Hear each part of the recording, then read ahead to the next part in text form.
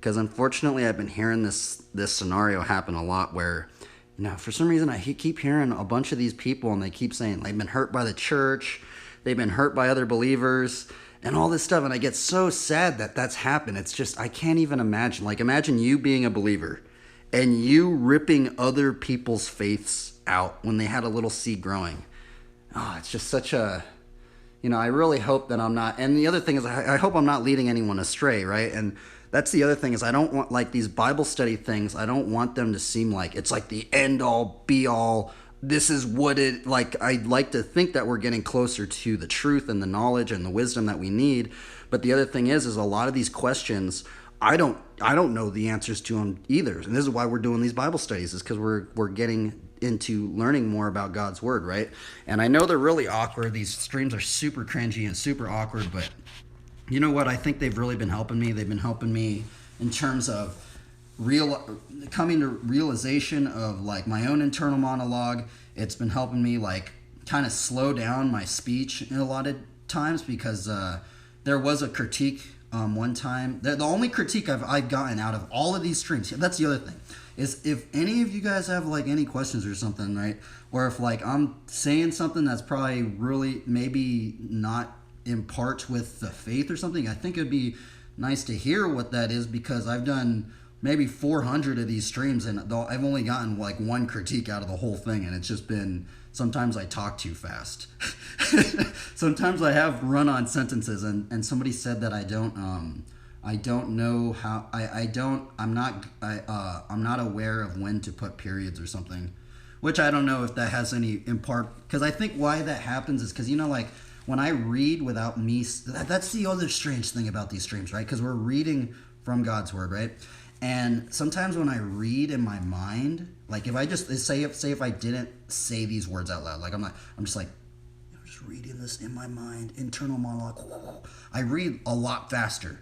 But what's weird is actually it almost seems like there's a different tone and melody and just vibe of just speaking and just reading the scriptures with your actual tongue and voice, which is very interesting, right? It's kind of, like, odd, because, like, sometimes I feel it's like you can put a little bit more emphasis or just a little bit of that oomph when you're, like, reading a part of scripture or something, right? Whereas sometimes when I read it in my mind, sometimes I wouldn't really necessarily get that.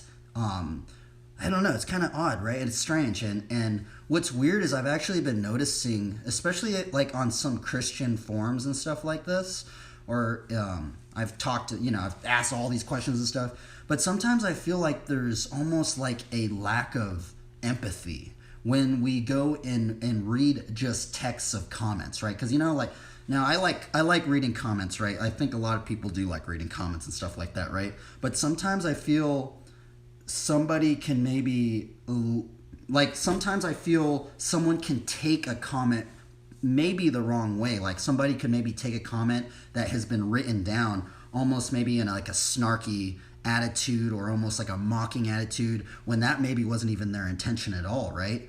And what's strange is thinking how, and sometimes I have to peer back and be like, what would that person that wrote that comment down, what if that wasn't even a written comment? What if that was just a little voice comment? What would their tongue and their, like, composure be when they were to actually say that in a little message, right? It's very interesting, and it's very, like, intriguing to me how, like, just doing these Bible studies, it's gotten into these Bible studies have went into so many other avenues that I never even would have even thought about, right? And it's just, it feels like there's always something more to keep learning from. And I guess it's the aspect of maybe we are almost kind of taking our daily bread and we're hopefully trying to see God's word as, like, the bread of life, right? Like, we are really trying to peer in and look deeper in, and we're trying to almost feast upon God's word, right? And that's what we're going to try to do. Okay, so I guess the other thing is, let's see here. What can we get into today? Like, I literally do not even know what we're gonna get into today. Let's see here. Let's should I just do a random verse? Should we do the casting of the lot things? I think that one was actually, I haven't done that in a while, right? Because that was what was weird, is when we did the Bible study on like the Urim and the Thummim that was mentioned in the Old Testament, and also casting of lots, right? And we did a Bible study on casting of lots, which is interesting. I guess this is almost like a review, right? And what's weird about casting of lots is that when Judas kills himself, right? Well, all the apostles were casting lots to see who would be the next runner-up to take Judas's place, right? And what's weird about the name that I'm going to bring up is it was actually Matthias. I don't know if it's Matthias or Matthias. I think it's Matthias. Might be Matthias. But either of those two, the two names, it's one person, but that was the person that was the runner-up to replace Judas, right? Coincidentally enough, that name, I've only really known one person with that name, strangely. And oddly, it's that the person with that name actually, he's actually a really gnarly flatland rider. he's like a world champion, like top tier, like crazy flatland rider. And for some odd reason, I don't know why, but he's the only Matthias that I actually even know about. Like, I don't know any other Matthias. Like, isn't that strange? Like, I don't know if that is just weird, because I meet, you meet a lot of other like names that are like kind of in scripture, and now I don't know if that's actually like, do you think God could potentially use those as like guideposts or signs? I don't know, right? I honestly don't know, but I think it is a little odd to me, because I'm like, why is the only Matthias I've ever really, and I've never met Matthias in person, but I go, why is he the only one that I actually just know, that when I just like think about that name, right? It's like that guy, and he rides flatland, just odd. I don't know. I'm just like, sometimes I get tripped out about it. But yeah, so what was weird about doing the Bible study on casting of lots, right? That's how Matthias actually got selected, is the apostles all casted lots, and I guess coincidentally enough, Matthias was the runner-up, and he replaced Judas. And that's the lore behind the name. And it's kind of weird, because you don't really hear that. It's actually, Matthias is it's a name that you don't really hear about much. Quite frankly, what was weird about it is I actually didn't even know that was a scriptural name for the longest time. Like, literally for the longest time. I think most people don't even realize that name's from the Bible. And that's the weird thing. But what was weird about doing the Bible study on casting of lots, right, is that we looked deeper into it, and there's actually some old like sect of Christianity where they would actually like cast lots, and then they would take those lots and then somehow find a Bible verse from it. Now, I don't know how they did it, because they didn't really go into it, because some people don't even really know what an actual lot back in the day was really looked like. Like, was it just a little dice? Was it like kind of like the Urim and the Thummim, where it only had two sides? And I think that would be interesting. And I've tried to look deeper into it, right? Because it's like, why would like this Bible study thing bring that up, right? And then I try and look it up, and I can't find any other stuff. Like, how did they do that? How did they cast lots and then find a Bible verse to go with it, right? And the thing is it went into this verse, whereas it's a proverb. I think it's Proverbs 26 something, if I remember correctly. Let's see here. Oh man, I forgot it. Where is it? I know it's some proverb in here. I might have to actually look it up on the internet. Unless I can find, maybe I don't even have it. I think I had it underlined in here. Maybe not. It says like, the lot is cast into the lap, but its every decision is from the Lord. Where is it?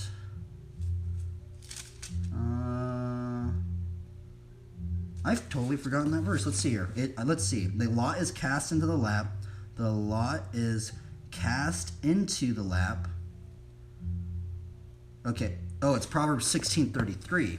The lot is cast into the lap, but its every decision is from the Lord. Proverbs 16:33. Isn't that strange, man? Like, I'm wondering, do you think that still occurs right now? Like, I'm wondering what other, like, if I were to ask this to other believers right now, right?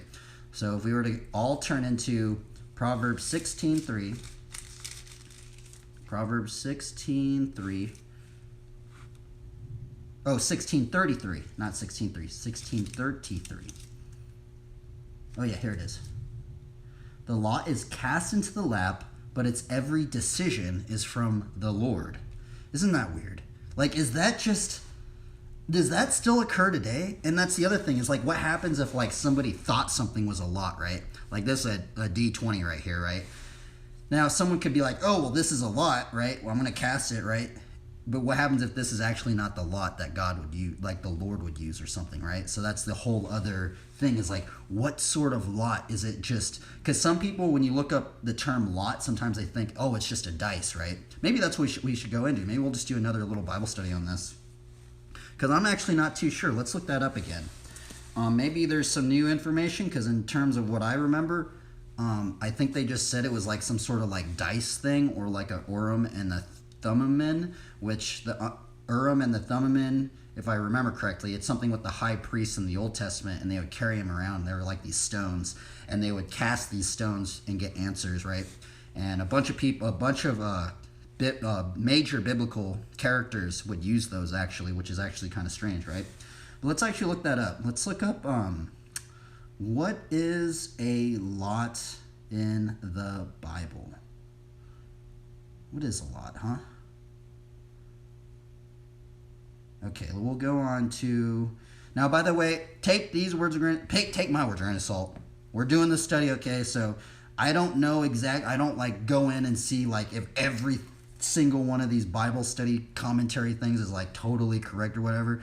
Because, I mean, that would take a lot of time, right? But I think as long as we're continuing to just keep searching through God's word and just remain consistent about doing it, I think overall we'll learn something, right? So this is the Bible comp study thing that we're doing. We're gonna go. This is Bible study tools. It just says a lot.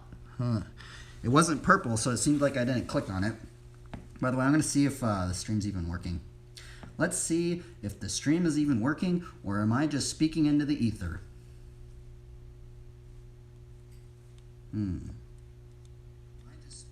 Okay, it is working. Okay, so we're doing a study on lots, right? So we're going into, I'm actually just really curious.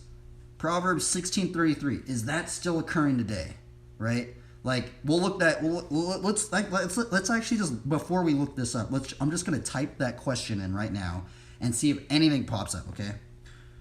Does Proverbs 16:33 still occur today?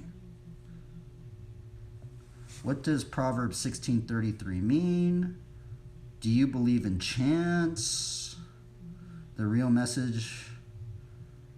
I wonder, that's so strange, right? I wonder what should I just read some of these?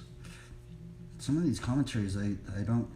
So this one, okay, let's just read. Maybe we'll just read. Let's just look at the lot first before we get into it, right? So this is on Bible Study Tools, lot. The Hebrew word is goral, a pebble, a small stone used in casting lots. You know what? That's the other weird thing. Check this out. So, do I have it? Oh, I do have it in here. So check it out. There was one time, it was actually weird because my Christian friend, we went out into the desert, right? And he drove his dad used to be like this Baja racer guy, right? So we drove his dad drove his his 4-seated Baja race thing, his customized race, it's like a weird little customized car thing that he made that you could drive in the desert. But we went out there, and we went out in the desert, right? And I looked down, and I found this rock. Now, this is where I have it all with my dice. By the way, this thing I used right here, I not only use it to prop my phone up when I get clips, but it's also a bunch of dice. See? It's kind of like a little wooden dice holder thing. But check this out, man. I am not lying. I found this stone, right? Now, I don't know if someone made this stone, but check this out. This is the most square stone I've ever found. Look at this thing. I know it's not like a perfect square, but it's like, look, it has 4 sides. Look, boom, boom, boom, or like not 4 sides. I don't know how many sides that is, but like it's just weird, and it does not look like it's been grinded down. Look at it. If you like, it does not look like it's been grinded down, right? You really, really, really look close at it. See, like, I don't know if it's gonna focus. Like, come on, buddy. But like, what's weird about this stone is it just feels like it just seems like this square stone that I found. And it's just so weird, man. I just kept it. I've had this thing for a long time. I actually had this before I was even a believer. I found this and just out in the desert, and I just kept it because I was like, this is the most square stone I've ever found, like, in my entire life. I'm like, what in the world, dude? Like, you could even like throw this stone down and it'll land on a side, right? And that's the weird thing, right? And sometimes I wonder, is this like, I don't know, right? Because then it's strange because, like, you know, a lot, right? Like, if we were to do like we are going to do another Bible study on it, right? Because then some people say, oh, well, a lot is just a dice, right? But the thing is that there's many different types of dice, right? Like, there's the square dice. I mean, this is a D20. Like, we got this one right here. We got, you know, there's a whole bunch of different ones, right? So it'd be strange, like, if like an actual lot itself was actually something, maybe a different type of dice, or maybe it was a natural dice, or something like that. I don't know, right? Because I think that's how the Urim and the Thummim was, something like that. Okay, let's get back into the Bible study, okay? So the Hebrew word for lot was goral, or pebble, a small stone used in casting lots. Numbers 33:54, Jonah 1:7. The lot was always resorted by the Hebrews with strictest reference to the interposition of God, and as a method of ascertaining the divine will. What in the world? Dude, that sounds crazy, huh? I feel like that's more of like the Urim and the Thummim, because those were like something that the high priest would have, right? But that's something like, those were like, when you look up the Urim and the Thummim, let me actually just bring that up, because I don't want to confuse that. Urim and Thummim. Let's look this up. It's Urim. So this is, I'll show you guys some images of these ones. Some people say that this was what the Hebrew high priest would actually have. They would have stones like this. And there's many instances in the Old Testament where they would cast these and get answers. But yeah, it's kind of odd. It's very strange. So and that's the other thing, right? So what's the difference between those and a lot, right? What is really the difference? Hopefully they get into it, right? Okay, so actually they're going to bring up Proverbs 16:33. So they actually, so let's just read that last sentence again. Strictest reference to the interposition of God and as a method of ascertaining the divine will. Proverbs 16:33. And in serious cases of doubt. Esher 3:7. What? Let's read that. Let's look at Esher 3:7. Esher 3:7. In the 12th year of King Xerxes, in the first month, the month of Nisan, the poor, that is, the lot, was cast in the presence of Haman to select a day and a month, and the lot fell on the 12th month, the month of Adar. Huh. Wow. That's really, really weird. Esher 3:7. So get this. So if I am reading this verse, if I'm reading Esher 3:7 right, she casted a lot and it fell on a certain month. Maybe this is, oh dude, maybe this is actually going to get us deeper into how that one study of the lot we did where they said there's certain sects of Christianity where they would cast a lot and then they would find a Bible verse from it, right? Because I was trying to do that with like the numbers, so that's actually how I did do it at first, right? I'd take like 2 dice, throw them down, and then see which numbers it would, and then I'd like try and be like, okay, we're gonna do Proverbs, and then I'll cast like this for 31, right? Because there's 31 Proverbs, and then I'd cast another one to try and find the other one. But I don't know if that would be actually the right way, right, to do it. Because if we look at Esher, how it's said in this, is I'm wondering, right? Let's just read it again. It says, in the 12th year of King Xerxes, in the first month, the month of Nisan, the pur, that is the lot, was cast in the presence of Haman to select a day and month. And the lot fell on the 12th month, the month of Adar. So that's what's weird. So do you think they used a 12-sided dice to find that? Or do you think, because did they have a 31-sided dice? Or do you think that they maybe had like a sheet of paper? Like imagine having a sheet of paper and you have a month, like a calendar. Imagine you just have a calendar and we're just like, okay, everybody, we're going to just roll the dice on the calendar, and then, or the lot, and we're going to just figure out maybe where it got placed, right? Maybe that's what they did. Now, take all this with a grain of salt, right? Because I don't know how they really did it, but I think it's very interesting. And it's something that I don't hear many pastors ever go. I've honestly never heard any of the pastors that I know ever go into anything really about casting lots, honestly. That's the other weird thing, right? But it's meant that the reason why I bring it up is because it's mentioned in Proverbs 16:33. And I'm wondering, does this still occur? Like, does that still occur, or does that no longer occur anymore? I don't know, right? Let's continue to keep going in this Bible verse, though. Bible study.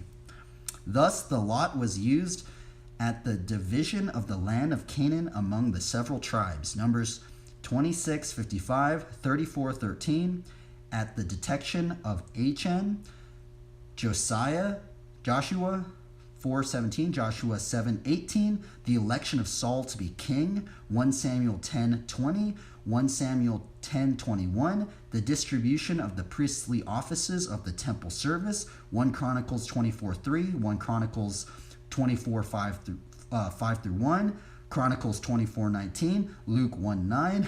There's a lot of verses. Isn't this crazy? There are so many verses that bring up the lot, but yet I've never even been to a church that even brings this up, honestly. It's kind of weird. I've never even seen a single pastor even bring up anything of a lot. Isn't that odd? It's so odd that something's mentioned so much in Scripture, yet, but the other thing is we have to think about is in the new covenant, does that still happen? But it must happen because Matthias, all the apostles casted lots, right? So that means it does carry over into the New Testament, into the new covenant, right? Man, that's so strange to think about. But does it still carry over into the present?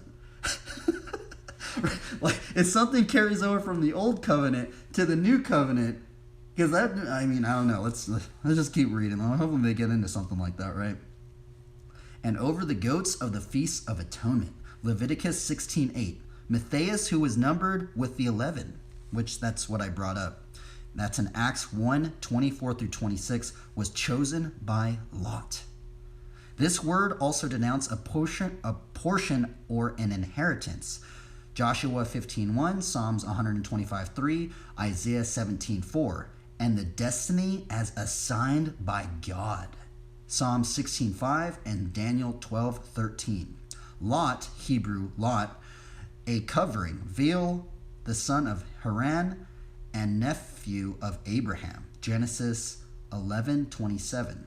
On death of his father, he was left in charge of his grandfather Terah, 31, whose death he accompanied with his uncle Abraham into Canaan. Okay, so this is actually Lot in terms of the character of Lot, which I'm wondering, do you think that is there any sort of correlation with Lot's and maybe the character of Lot?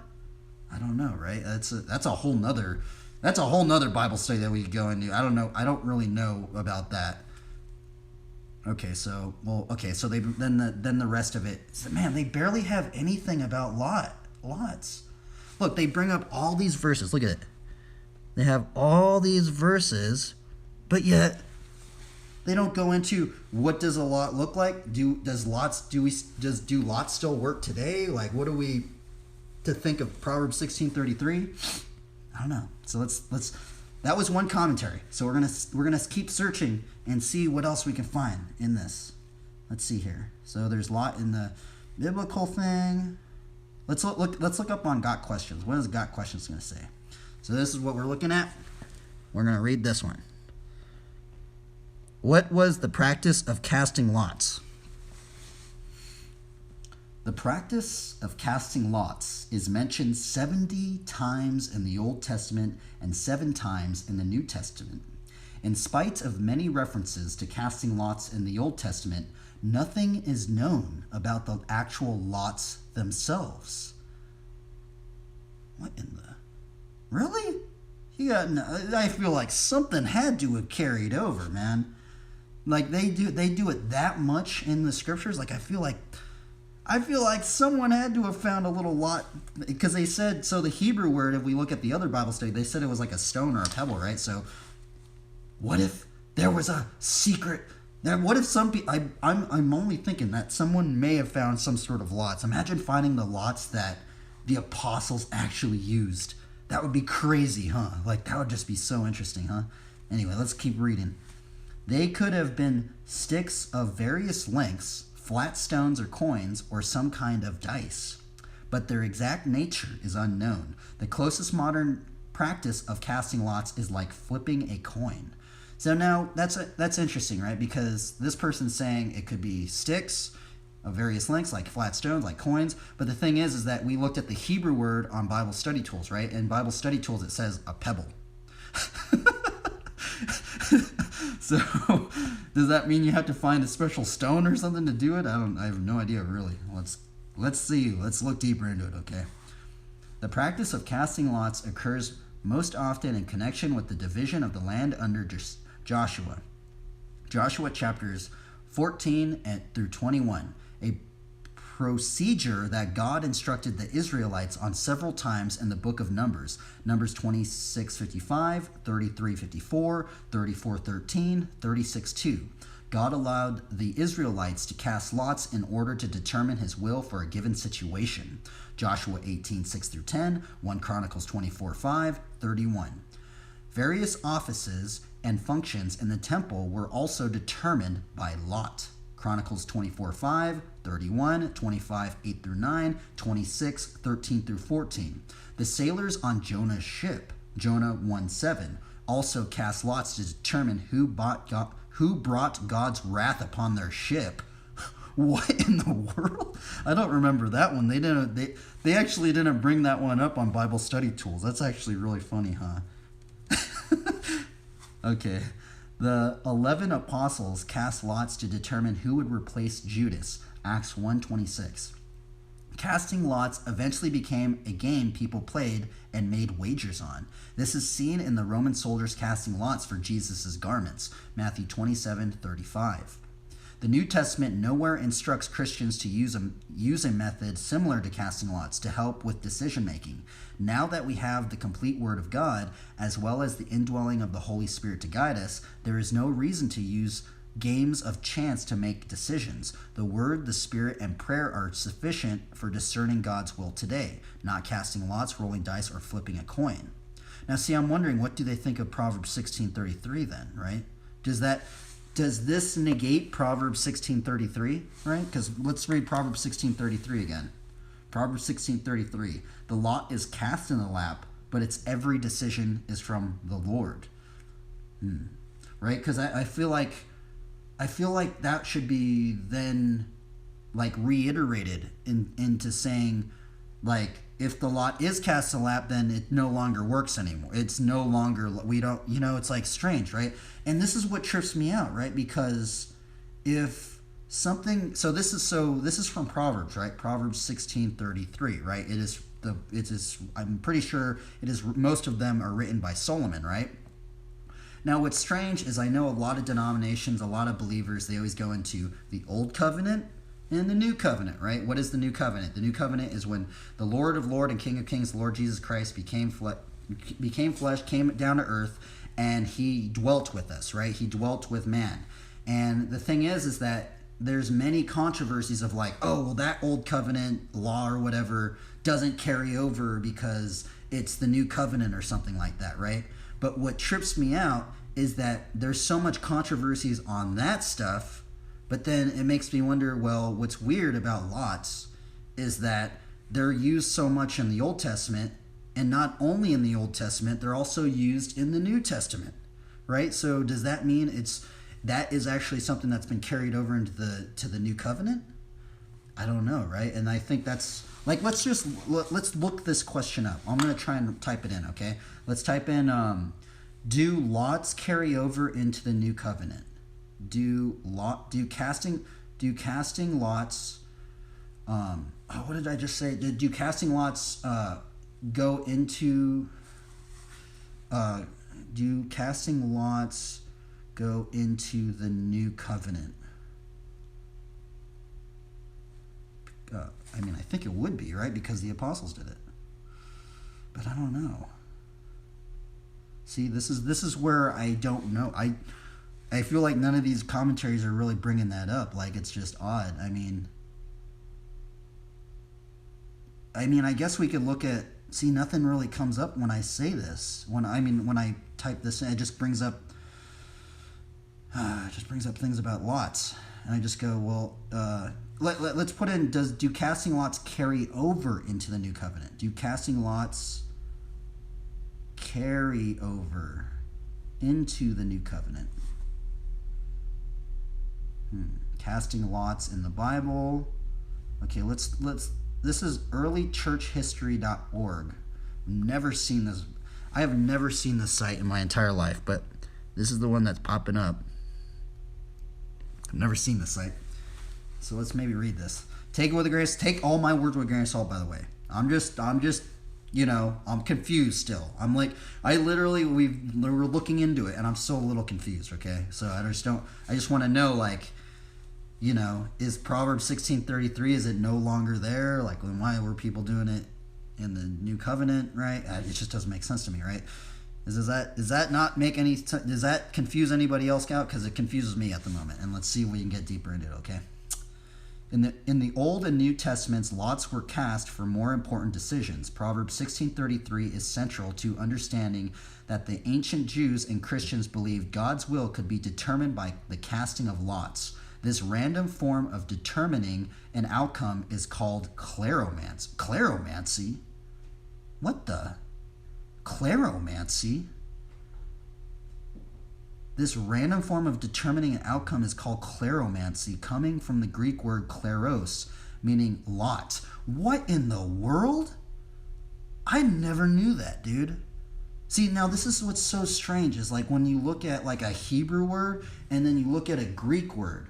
So it's so strange when you like look deeper into.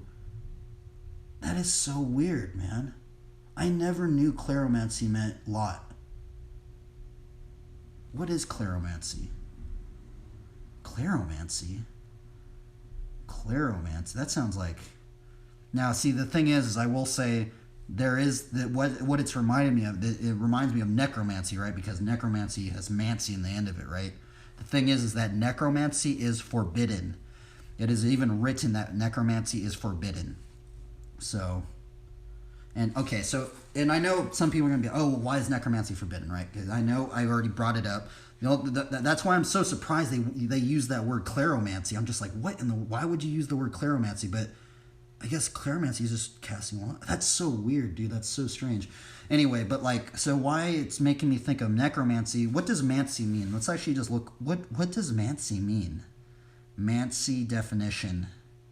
I'm actually very curious. Geomancy? What in the world? They say a variety of magic. That's strange. Huh. Okay, so anyway, like, so the thing is that from my understanding of why necromancy is forbidden, right? Now, necromancy is the form of trying to summon spirits of the dead. It is mentioned in the scriptures, right? It is mentioned that necromancy is forbidden, to try and summon the spirits of the dead. Now, the thing is that now take my words with a grain of salt. We did a Bible study on this kind of stuff, right? And in terms of what I've remembered about looking into necromancy and stuff like this, is that it is some biblical theologians or scholars or whatever from the Bible studies the commentaries that we looked into, some have mentioned that the Witch of Endor, which is mentioned in the Old Testament, the Witch of Endor, the story of the Witch of Endor is that Saul wanted to prophesy or something like this, and Saul went to this Witch of Endor, right? And she casted out the old the old dead spirit of the prophet Samuel, right?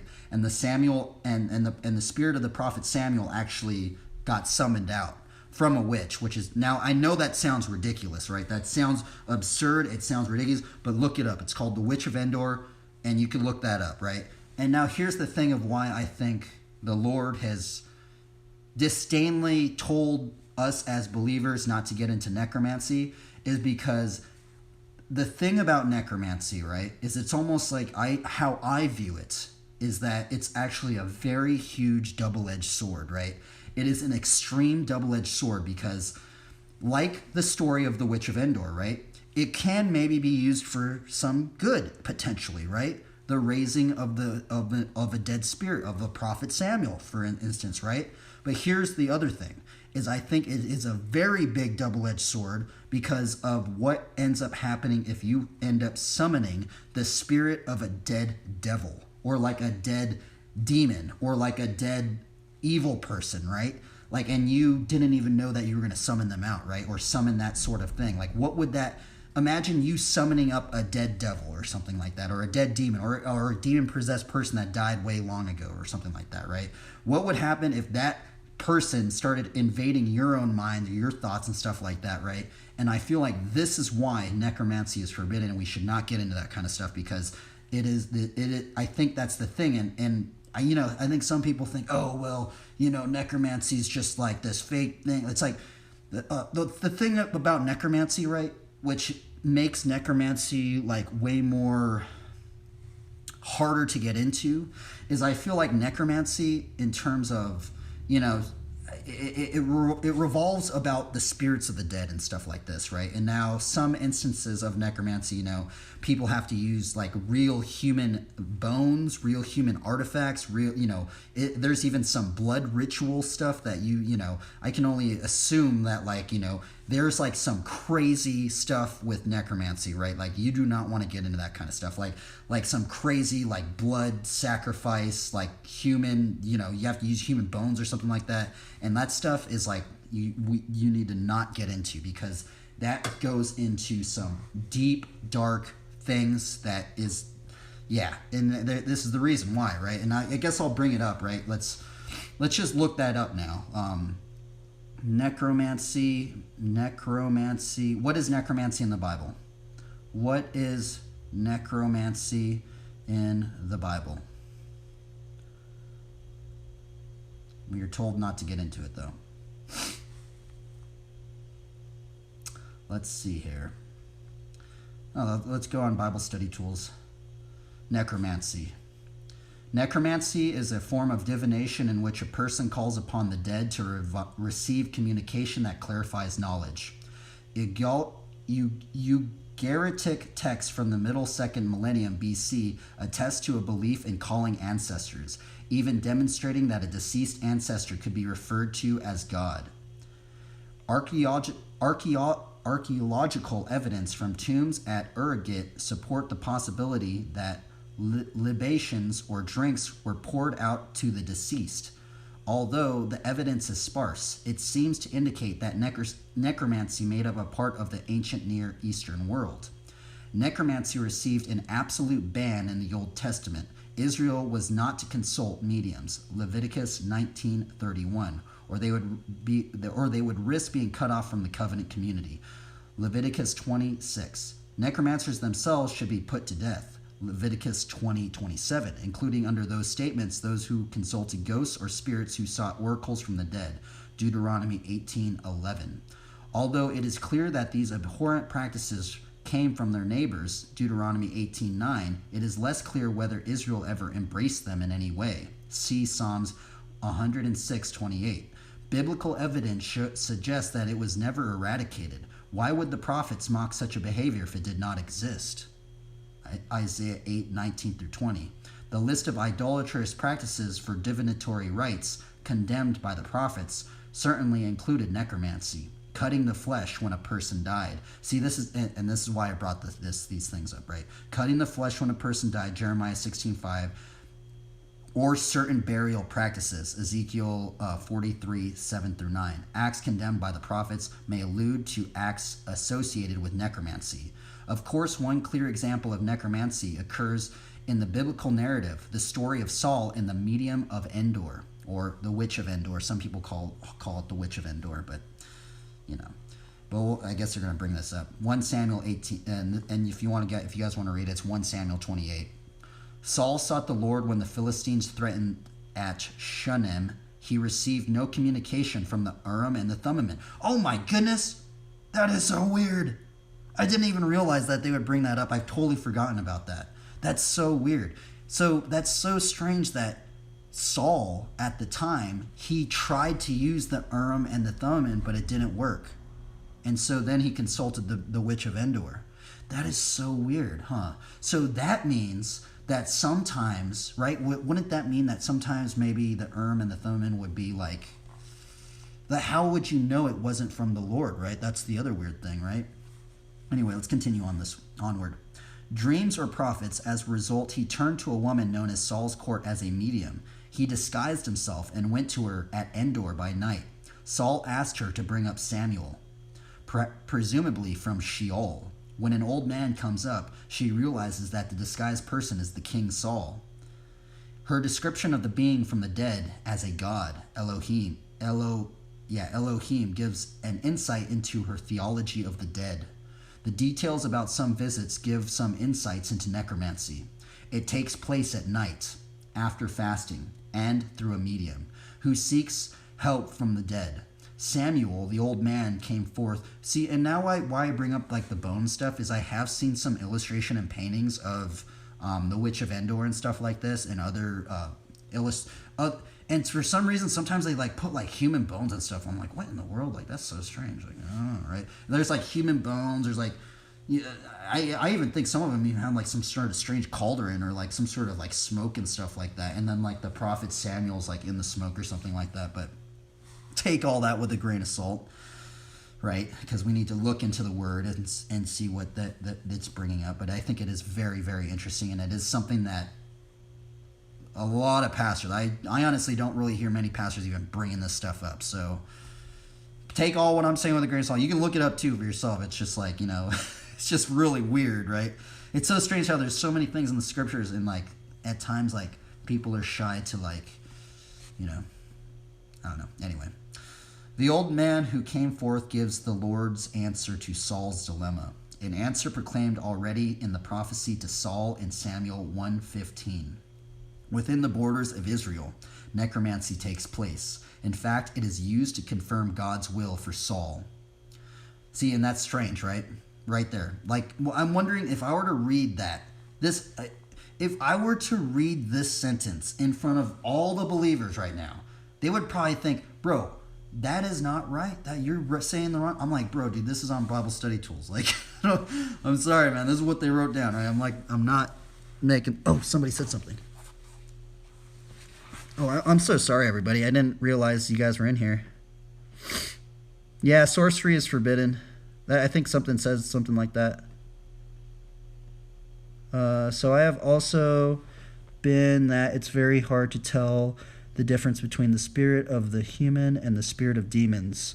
Yeah, that's actually very strange, right? And now that goes into a lot of other aspects, right? Because we are also called to what? Like in the New Testament, there's something that says we are to test the spirits, right? Something like that, right? We're gonna actually have to do a Bible study on that, right? Because testing of spirits, what does that mean, right? Can we ever take a spirit the wrong way, right? And this is the other thing, right? Is like, but I think in terms of maybe testing the spirits, how I kind of view it is I feel like, okay, so if I were to like ask God, you know, maybe pray in the secret place and just be like, hey God, like, is this something that I should not be getting into? Is this something that's going to harm me in my walk of faith or something like that? But then what ends up happening is what if you're kind of confused about that, but what if it keeps like coming up, right? Like, would that be like God telling you it's okay and you could keep doing it? Because you think that if something wasn't what God had for your will at the moment, for God's will at the moment, right, he would take it away, right? Like he would try and really like take it out of your life and be like, that is not what you need, because you know the scripture of Philippians 4:19, right? God provides all that you need and stuff like that through his riches and glory, right? So you think that if it was something that God didn't want you to have, he would maybe try and take it away. And I think, is that something within testing of the spirits? I'm not quite sure, honestly. But we're actually and take my words with a grain of salt, I need to do a Bible study on it. I'm not like a crazy theologian. I did take a little theology class in Long Beach, but I didn't end up finishing it, right? Because the plague happened. But I did take a little bit of a theology class thing, which was very, very interesting, and there was a lot of interesting believers that I met in there. And what was weird about the theology class, I didn't even want to go. I literally did not even want to go to this theology class, but my buddy was like, bro, I'll pick you up. Well, you don't have to do anything. I'll pick you up. I'll just drive you there. You'll go there. It's free. You know, I'm like, all right. I mean, I guess if you're going to pick me up, you're going to drive me there. I'm like, all right, I guess we'll go. And I ended up going to this little theology class thing. But anyway, where were we at? We were at, I didn't do it for very long, though. It's not like I have like a theology degree or anything like that. It was just for a little bit. Until the plague happened, I had to move back home. Okay, let's see here. I was even living in my car. That was the other thing. I was living out in my car, and I was taking this theology class. It was hilarious. Anyway, let's see. Where was I at? We're back in the commentary of the story of Saul and the Witch of Endor. A very controversial story in some degree. Especially what I just read right here. It says, within the border. Okay, so Saul in 1 Samuel 15, within the borders of Israel, necromancy takes place. In fact, it is used to confirm God's will for Saul. And that, I'm not making that up. It's written right there in this Bible study tools. Now, I don't know what people think about Bible study tools. I really don't know who writes these things. But from all these Bible studies that we've been doing, it seems like they go into it, right? Like at times they go into the Hebrew words, they go into the Greek words, and I think that's kind of cool, right? Okay, let's see here. Vestiges of necromancy may be seen in other narratives. The keeping of a name for Absalom suggests association with the dead. 2 Samuel 8:18. Elisha's bones brought a man back to life. 2 Kings 13:21. Wait a minute, what is this? I've never heard that one. Man, this is a strange one. What in the world? What does this say? Is it Elisha? Okay, it's Elijah and Elisha, right? Am I saying that right? Elisha? Or is it Elijah and Elisha? Elisha? I'm going to say Elisha. Dead and was buried now. Okay, so this is 2 Kings 13:20 through 21. Elisha died and was buried. Now Moabite raiders used to enter the country every spring. Once some Israelites were burying a man. Suddenly they saw a band of raiders. They threw the man's body in Elisha's tomb. When the body touched Elisha's bones, the man came to life and stood up on his feet. And see, this is another reason. I think what I said earlier about, like the human bones and stuff like that, right? This is why we don't get into necromancy, right? Because I quite frankly, I think you will actually even get in trouble by the law if you have human bones. So don't get close. I don't even think we're even supposed to get close to human bones and stuff like that, right? So don't get into that stuff, right? Or I don't know. Do your own due diligence, but I'm going to say don't, the Bible says not to get into that stuff, so probably shouldn't get into that stuff, right? So, but this is actually very interesting. 2 Kings 13:20 through 21. Let's read this again. Once while some Israelites were burying a man, suddenly they saw a band of raiders, so they threw the man's body into Elisha's tomb. When the body touched Elisha's bones, I'm going to say Elisha. It is Elisha. It's not Elisha. It's Elisha and Elijah. Yeah, that's what it is. Elisha's tomb. When the body touched Elisha's bones, the man came to life and stood up on his feet.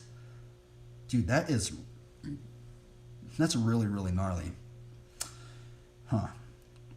That's really gnarly to think about. Anyway, Manasseh's evil included consolation with mediums, 2 Kings 21:6. Josiah's reform targeted all forms of abomination, including mediums.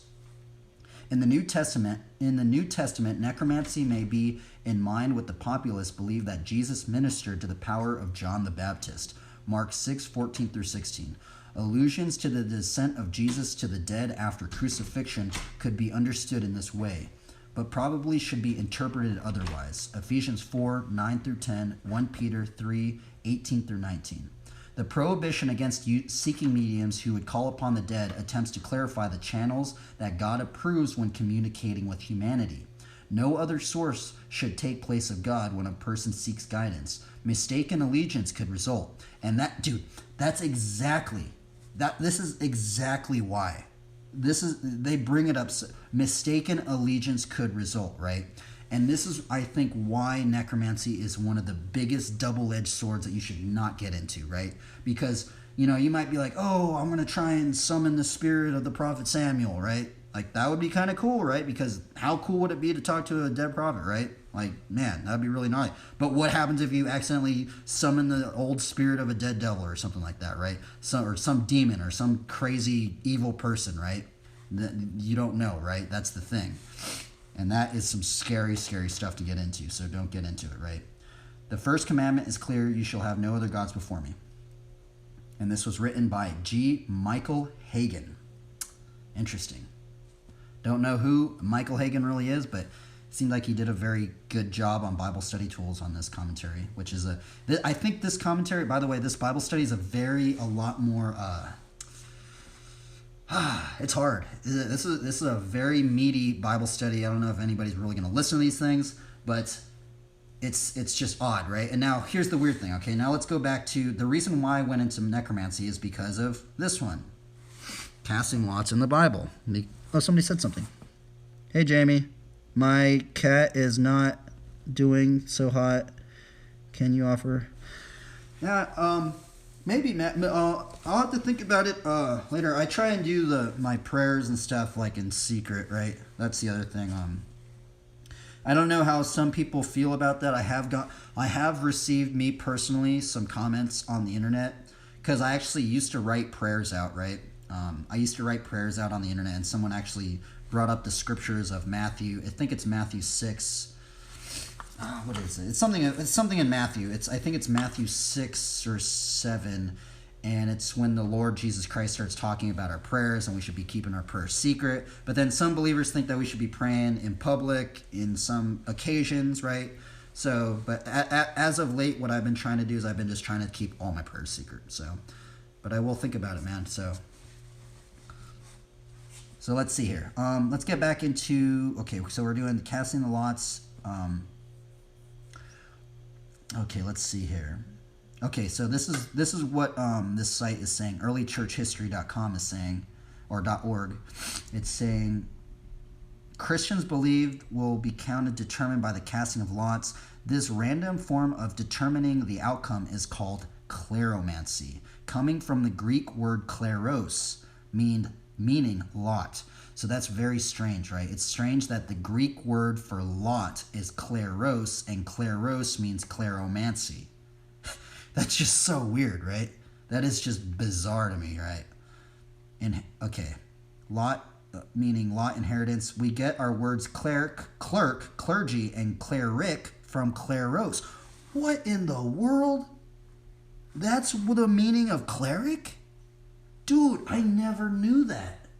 That is just like, bro, I'm utterly shocked right now. I am literally like mind blown. I'm like, what in the world, bro?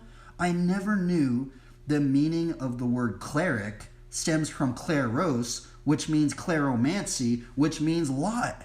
Dude, is that not? I've never heard a pastor bring that up in my entire life. I've never heard that in my entire life. I'm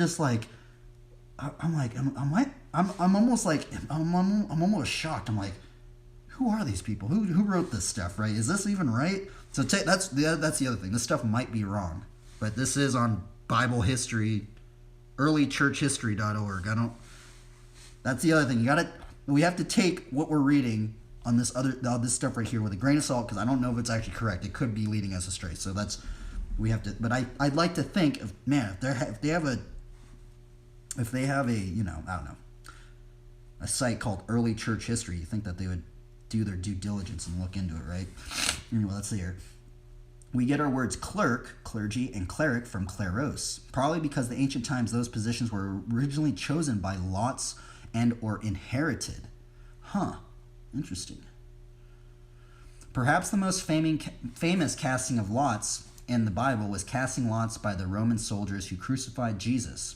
At a crucifixion, soldiers were allowed to take from the crucified anything they thought of value, and Jesus' robe was particularly attractive to them, so they did not want to divide it into 4 equal parts. When the soldiers had crucified Jesus, they divided his garments into 4 parts, one for each soldier, with the tunic remaining. It was seamlessly woven into one piece from top to bottom, so they said to one another, "Let's not tear it, but instead let us cast lots to see who will get it." This was to fulfill the scripture, "They divided my garments among them and cast lots for my clothing." So that is what the soldiers did. The ancient prognostication, that is a strange word right there, prognostication of this act, which the writer has italicized, comes from the Psalms 22:18, written in c. 1000 BC, a millennium before Jesus Messiah was even born. John 19:23 through 24. From the book of Jonah, we learn that the Phoenician sailors were casting lots in the 8th century BC. The Jewish prophet Jonah was told by God to go to Nineveh and tell them if they did not repent, they would be destroyed. Jonah hated the Ninevites and boarded a ship going in the opposite direction.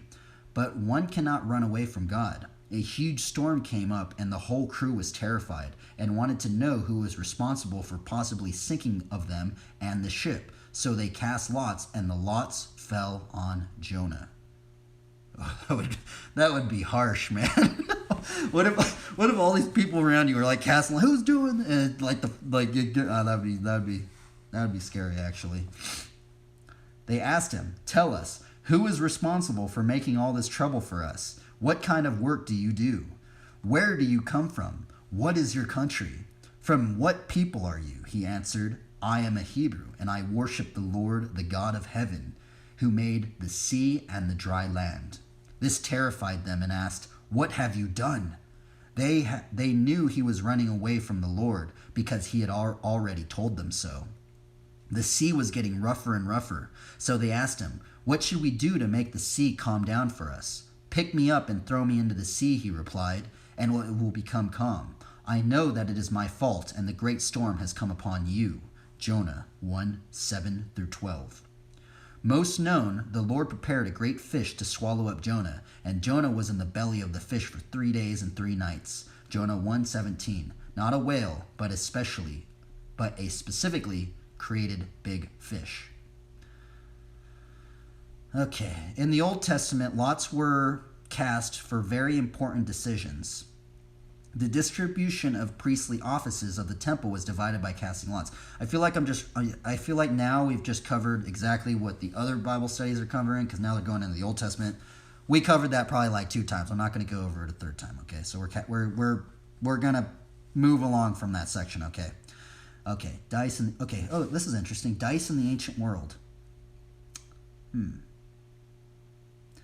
Some other means 2 arrows with one marked with a line as the correct one, and other not marked, a black pebble which was not the correct one, and a white pebble which was a long stick and a small stick. And a small stick would be the chosen one. Huh, interesting. So they would use sticks or something? How do you do that?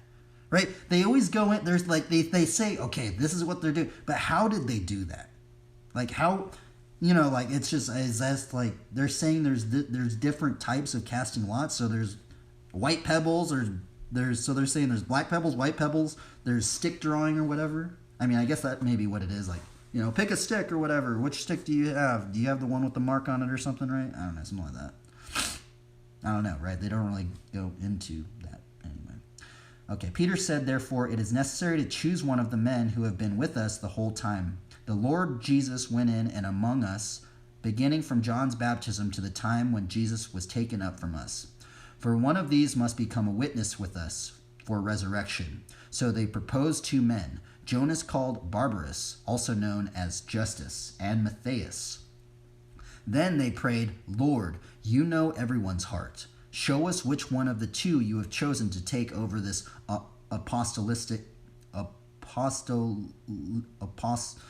always have trouble with this word, apostolic ministry, which Judas left to go where he belongs. When they cast lots, the lot fell on Matthias, and so he was added to the 11 apostles. Man, it's so strange to think that even the Lord of Lords and King of Kings, he was literally there when Matthias was picked, when the lots were cast. Dude, isn't that strange, right? It's like so weird to think about, right?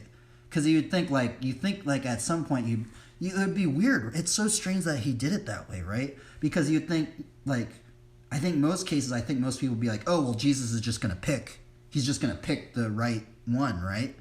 But I guess no. But I guess it goes into Proverbs 16:3. The lot is cast in the lap, but its every decision is from the Lord, right? That's so strange, huh? Maybe he did it that way to almost like keep it like even, so people wouldn't fight amongst themselves, being like, oh well, he picked me and he didn't pick you, or something like that. And he was just like, okay, well, you guys are gonna do that. Boom, here you go. You're just gonna cast lots, and there's gonna be no fussing and fighting over who I picked, or who the Lord Jesus Christ picked, or something, you know. And so it's almost like a random number generator. It's very interesting to think about, right? Okay. It was crucial to the remaining 11 apostles that the number 12 Jesus had chosen to be completed again. They chose as candidates 2 equal qualified disciples, prayed, cast lots, and Matthias was chosen. Huh. Intriguing.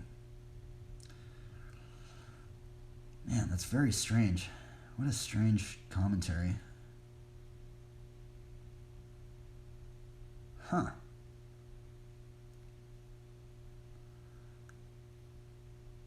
Interesting. Anyway, I guess that's the Bible study today. Sorry, today's Bible study is really, really intense, man. It's it was a very meaty, oh, let's see here. Oh no, problem. Oh, did my stream stop? Let me see my stream. It might have stopped. It might have messed up on me.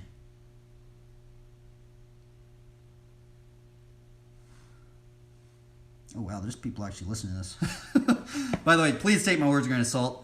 I'm not a crazy, like, you know, qualified Bible scholar, theologian person. We're doing these Bible studies. I'd like to think, because here's the thing, that why I say take my words with a grain of salt, because I know, like, you know, sometimes when you watch some YouTube videos and like they're like super like, this is it, this is exactly what it is.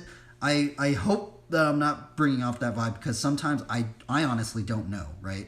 Like, especially this question right here. If I were to ask this to every single believer right now, I think it would be very interesting to see what they would say, right?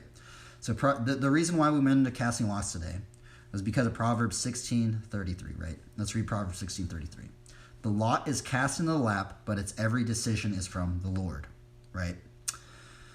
Now, we read one commentary that said, oh, well, the lots don't mean anything anymore, right? And stuff like that. I think that was on Got Questions or something like that at the end of it. But what was weird is I go, well, does Proverbs 16:33, is that just completely negated? Is this verse right here no longer applicable to our present day modern era? And then what's also very strange is that all these commentaries that we just read, that's literally taken an hour, is that they bring up the Old Testament casting lots, and then it's even in the New Testament. Even Matthias was picked by casting lots. Even Jesus, the Lord of Lords and King of Kings, he was there when all the lots were cast for Matthias. Matthias or Matthias, I don't know how to pronounce it. So does casting lots carry over into the New Covenant? In terms of what I think from all the Bible studies that I've done, it seems like so, right? Because if it's happening and when Jesus is actually there, right? It's like, you think Jesus would have been like, no, you're not going to cast lots here. We're doing it a different way, right? But it's just strange, right? And it's just odd because I never hear any churches. I've never even been to a church, honestly, that even mentions bringing anything about lots, right?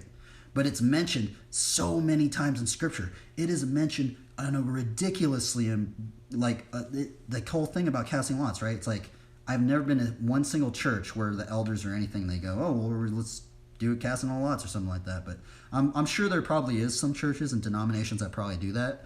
But in terms of the churches I've been into, I never really witnessed that. I never really like even been told that, to be honest. And just very interesting, right? And then I think if there's anything that's really, really strange about today's Bible study that I never knew about, was actually the Greek word for lot is actually kleros. So the Greek meaning of the word kleros means kleromancy. Sounds ridiculous. You can look it up. So kleros means kleromancy, and this is actually where we get the word clerk and cleric and clergy from kleros. That's very bizarre, right? Anyway, that concludes the Bible study of the day. And man, this Bible study was super, super, super interesting. And I just still feel like I'm still left wondering. I honestly, I am still left wondering, going, do lots still have any importance today? Like, it seems like all these commentaries that we read, it's like there's this aura of like, they don't know either. It's like we've done all these Bible studies, and it's like, are lots still present today? I mean, is it just something that we forget about? I don't know, right? I don't know. So, anyway, that's the Bible study for today. I'm sorry if I led anybody astray. I really hope I'm not leading anybody astray. The other thing I want to reiterate, if I am saying anything that you think is confusing, that hopefully is not ripping people's faith out, I think the best thing to do is to type in that question, ask other believers, try and look up sermons on it, and hopefully get into more of the body of Christ and talk to fellow believers and see what they think about it, right? And sometimes I think like reading up Bible studies and Bible commentaries, it's kind of like reading other members of the body of Christ, right? Because it's, 1 Corinthians 12 goes into the body of Christ, right? There are many members, but we are all somehow a part of the body of Christ, right? There's many members. We all have different functions. Now, one question I do have about what Paul brings up in 1 Corinthians 12 about the many members of the body of Christ is I go, does that mean I wonder what like scholars and theologians at the very top positions think about 1 Corinthians 12. Like, you guys can read it. This is a whole nother Bible study, but I'll reiterate, like, sometimes I wonder what the very top scholars and theologians or whatever, what they think about 1 Corinthians 12 and what they think about that in other denominations, right? Do all denominations that profess in the Lord of Lords and King of Kings, the Lord Jesus Christ, are they somehow all a part of the body? I don't know. And so that's something that, we're going to have to probably do a Bible study on that, but I feel like that Bible study is just going to go into like, that's going to go into deep, deep grounds right there. So anyway, that's enough for that. Cheers, everybody. Oh yeah, another thing that we learned, if you just tuned in, there was this, so Esther, I think it was like Escher, like 3:8 or something like that. Because we were getting into casting lots, right? Something about Escher, and they casted a lot on the month or something. And sometimes it makes me wonder, do you think they had like a calendar? So they had a calendar and they just like threw a lot, and whatever number of the day it went on, that's like, I don't know. But they somehow casted a lot and somehow came upon like certain times of the month, what day, all this stuff. I'm just like, it's so strange. And what I've been trying to figure out is that there's a Bible study that we went into, and there's actually a sect of Christianity, I think like old Christianity, where they would cast lots and like somehow find a Bible verse. And I just find that very mysterious, right? Like, imagine casting lots and then just being like, okay, well, what verse are we going to study today, potentially, or something like that, right? That'd be very weird, but to do, but I don't know how they did it. I can't find any information. They like, the commentary just went into, oh, well, this old sect of Christianity used to do that. And I go, well, how did they do it? I can't find anything. So it's like, it's just a mystery. I don't know. I bet there's some really top theologians and scholars that probably know deeper into it. But anyway, we're going to do a card draw. Man, today's Bible study was harsh, man. It was actually really, really, I didn't think it was going to go that deep, honestly. I didn't even know what I was even going to get into today. Just reading Bible commentaries, I guess. So, let's do a card draw. And let's see what we draw today. I always like doing these card draws because it kind of just like gives me a little bit of inspiration that's not as serious.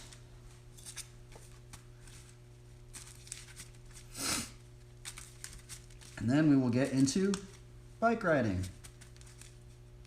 And hopefully we're going to keep throwing our fishing line out there. As of Matthew 4:19, right? It says, the Lord and King of Kings, the Lord Jesus Christ says, follow me and I'll make you fishers of men. And we are to go out there and hopefully try and win souls for the kingdom of God, right? Okay, I'm going to put this up on my Instagram, by the way, so let's see here. Okay, let's put it on this one. Let's go over here.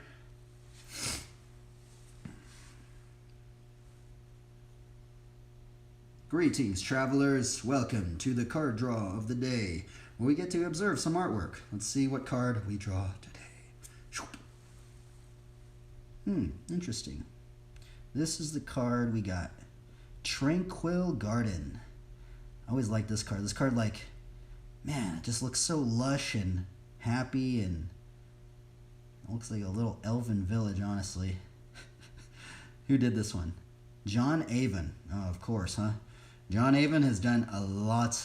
He's like a very big staple land artist.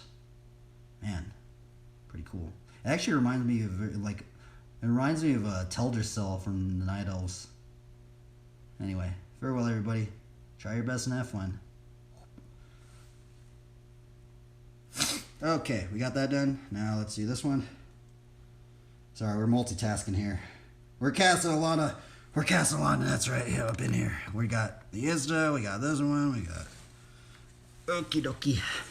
This is the card we drew today. Look at this one. We got Tranquil Garden from John Avon. Tranquility. What does tranquility mean to you guys? Tranquility mean to me, when I think of the word tranquility, I think of calm, peaceful, serene. See, now this is actually what I find interesting now. After doing all these Bible studies, right? I actually kind of like doing this. I like reading a word and then thinking about what your definition of that word is, and then actually looking up the I think that's what's interesting. It'd be so interesting to like observe other believers and go up and be like, okay, well, what do you think about this word? What is your definite, without you looking it up right now, what do you think that definition of that word is? Right? Because from what I've observed now, it's like some people have different definitions of certain words, and I guess that's why we need to get deeper into our vocabulary, right? This is our second card. Field of Souls. Wow, interesting. Very interesting card. Dude, this actually reminds me. So, this card always reminds me of... What's that one verse? It reminds me of something about winning souls. He who wins... Oh, yeah. It reminds me of this verse. This card right here reminds me of this verse right here. The fruit of the righteous is a tree of life, and whoever captures souls is wise. Now, this verse right here goes into Matthew 4:19, right? And Matthew 4:19 says, follow me and I will make you fishers of men. Now, if you look up sermons about that, a lot of pastors actually correlate becoming fishers of men with us getting deeper into our walk with following Jesus, the Lord of Lords and King of Kings, right? Though it can be kind of scary at times and very confusing at times, but sometimes I wonder if I'm even doing it right, but... Okay, we got this, our third card. Sarah's Litigary. Fourth card. Ooh, wow, interesting. Ancestor's Prophet.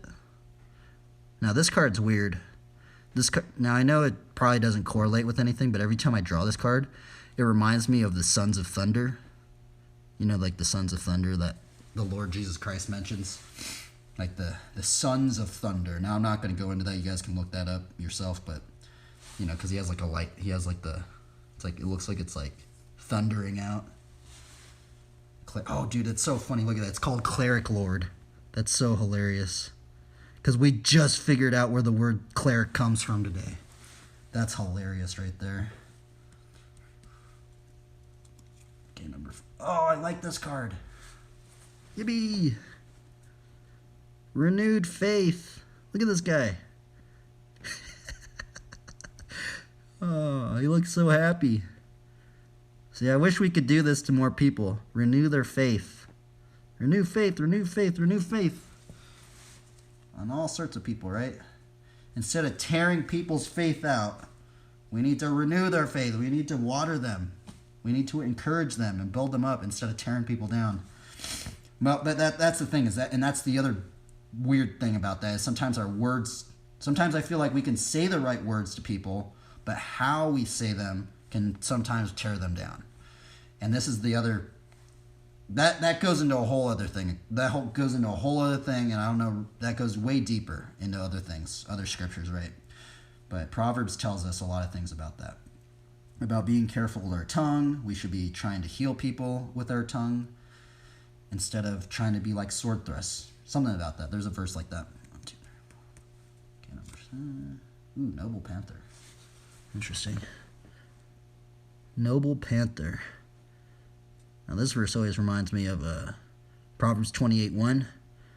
The wicked flee though no man pursue, but the righteous are as bold as lions. But also, not only does it remind me of that verse, but this also reminds me of AI right now.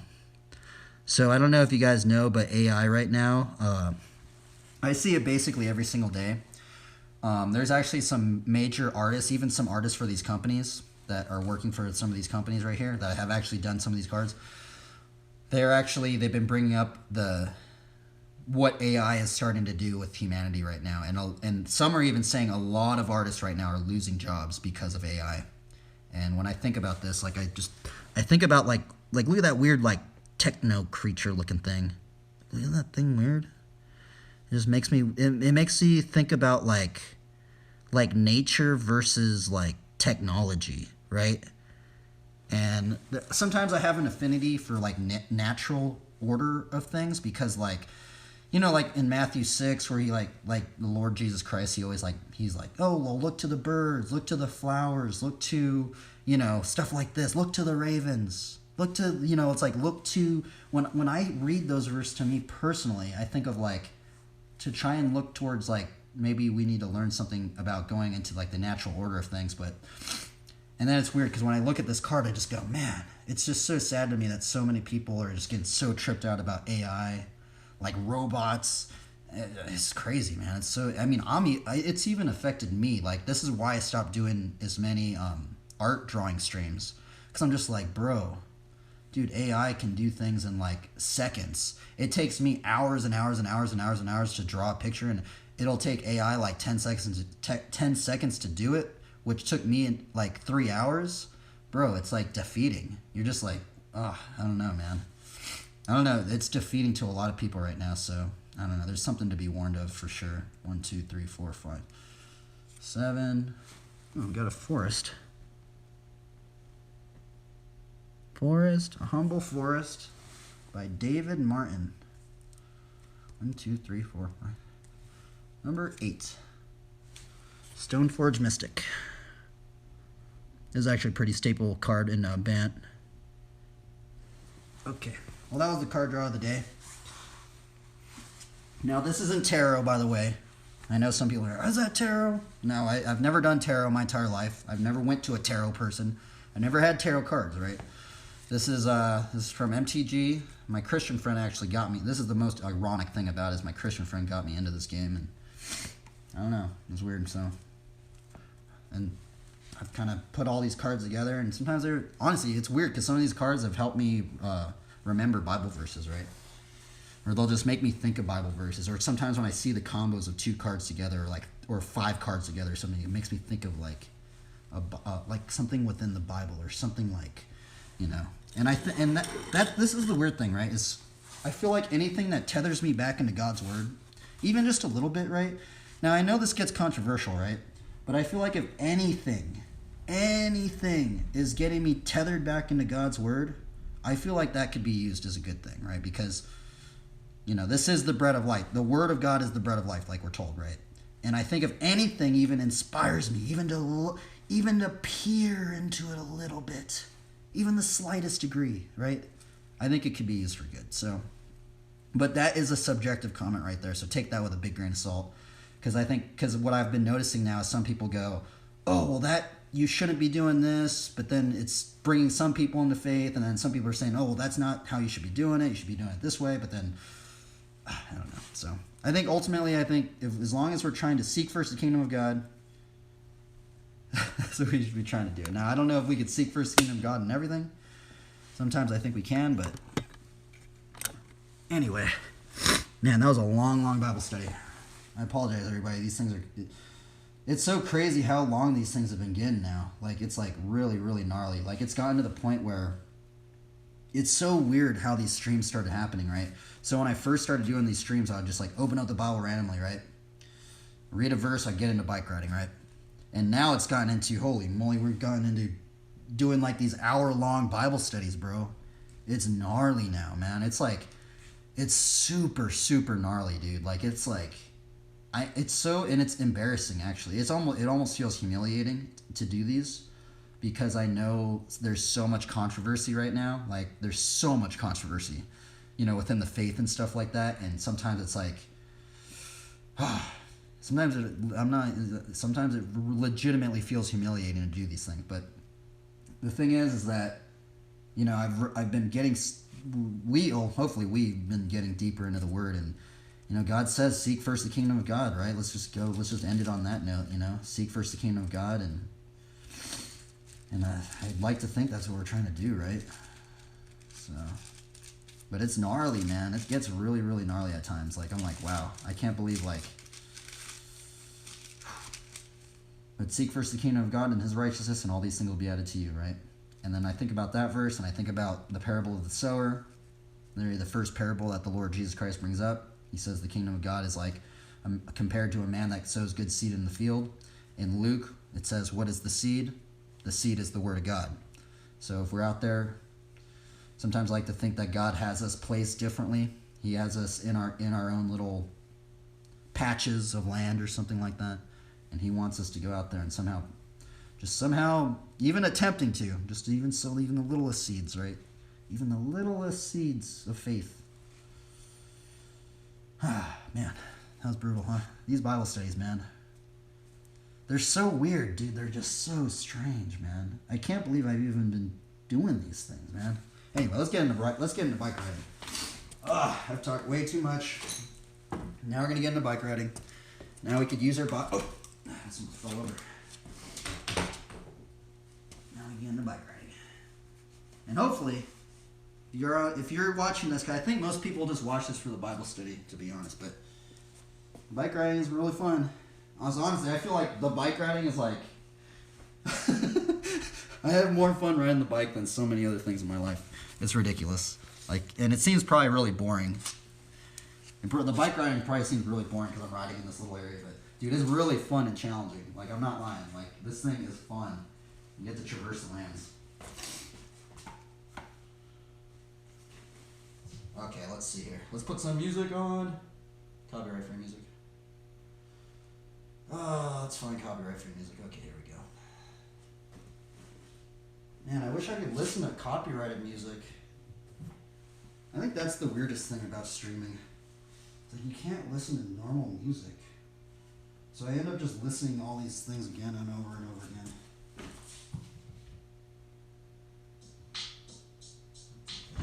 I like it anyway. Okay, so what we're going to do, we're going to check our PSI. We want a consistent variable. Let's check our PSI. Lately I've been trying to keep the same PSI because last week I changed my PSI. I went lower and then I went up again. And I lost about 5 PSI.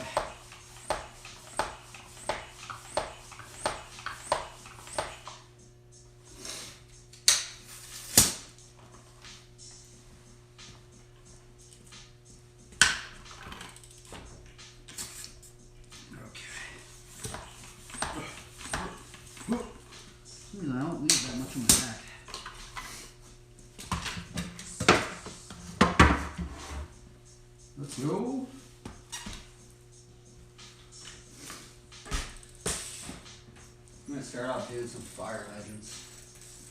Fire hydrants.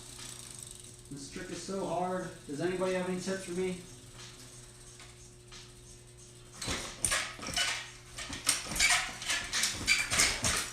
Oh my goodness. Ah.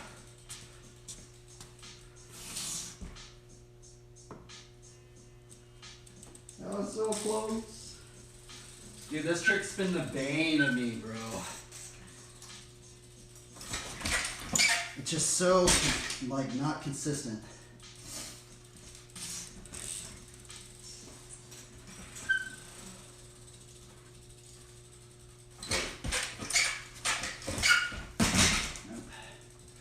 It's like you mess up one little timing. It's just such a timing trick. This is all it is. You gotta time this right. You gotta time this right. But then it's not only that, you have to like be in this little sphere and you have to like counterbalance the bike. So when it's like this, you kind of have to be like this and you're almost like going around with it. And if you mess any of that up, it changes so many variables.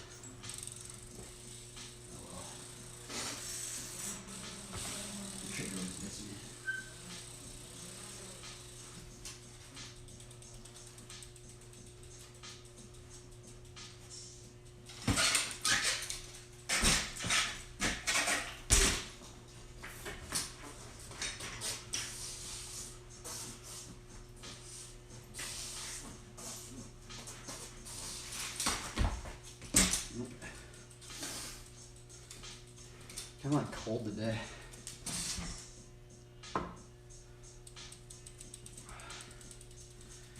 Cold. They don't have the power surge thing.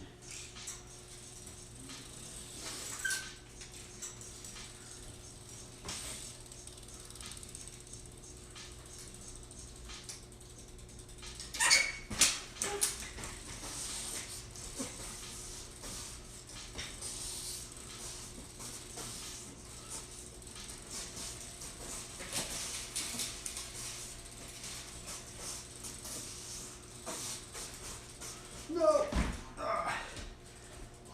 I messed up.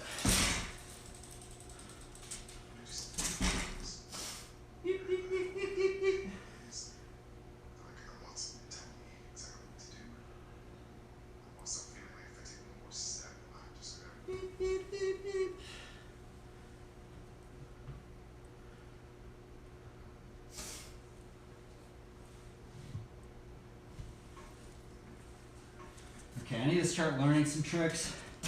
See, I end up getting in this thing, especially when people are watching me. Right? There's like the tricks I know I can land, and then there's like learning tricks, right? I always feel a little weird like trying to learn tricks on stream, because it's just me just failing and failing and failing. But I don't know.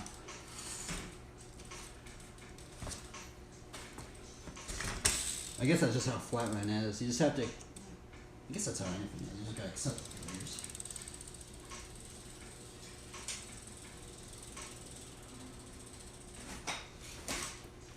Nope.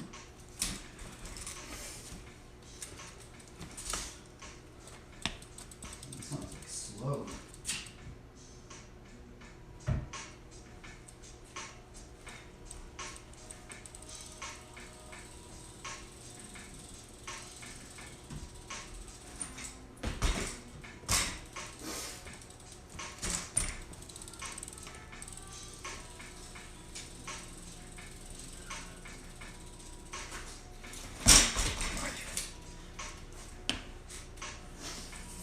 I wish I could land everything first try, but I can't. I've been after this combo for a long time. It's probably been a couple weeks. I landed it once, but it was sketchy.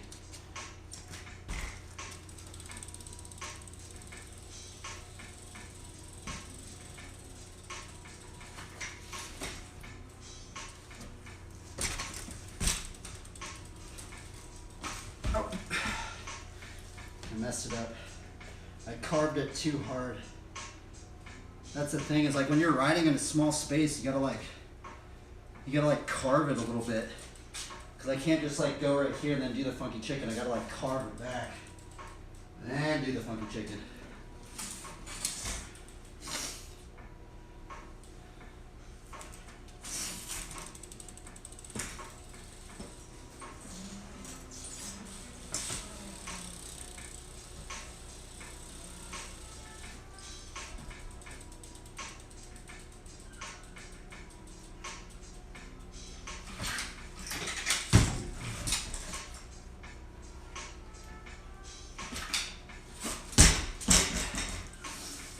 Missed it.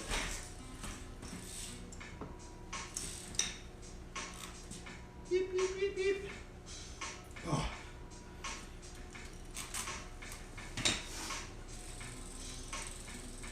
Huh. What have I been trying to work on lately? I was trying to learn funky chicken tail whips. I always just give up on this trick though. Funky chicken tails is hard for me. People say it's easy, but it's freaking hard, I think.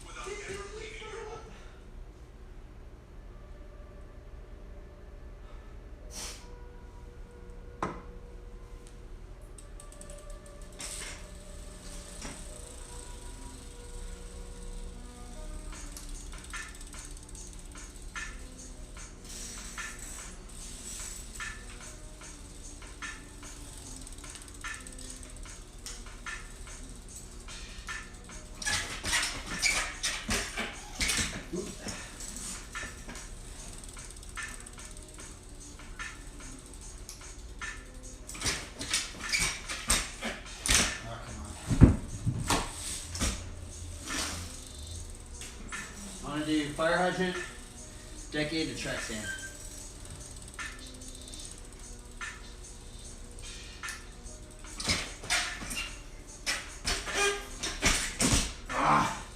Wasn't it?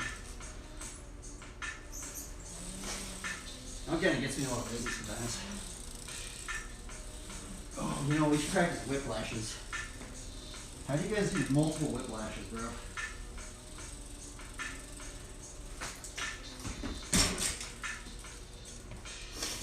I just want to do multiple whiplashes already. I've been stuck on it for 2 years, bro. I haven't even done a whiplash and a half.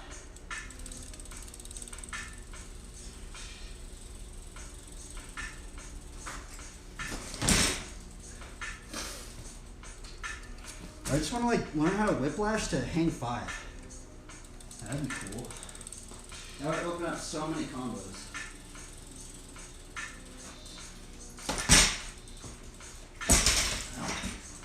I don't see how they get into a hang 5 from that. It's so hard.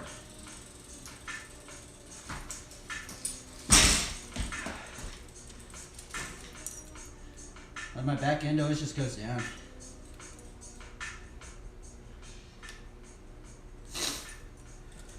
I think I'm not quick enough. I think like putting my feet over, I'm not quick enough or something. I really don't know.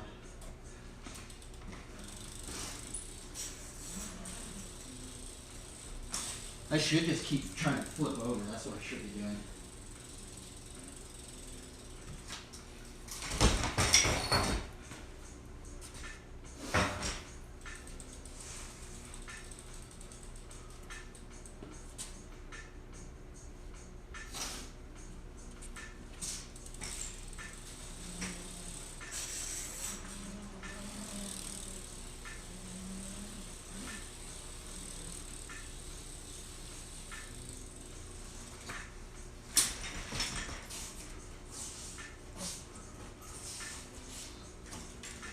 I haven't landed anything today. I'm probably one of those days I just can't land anything.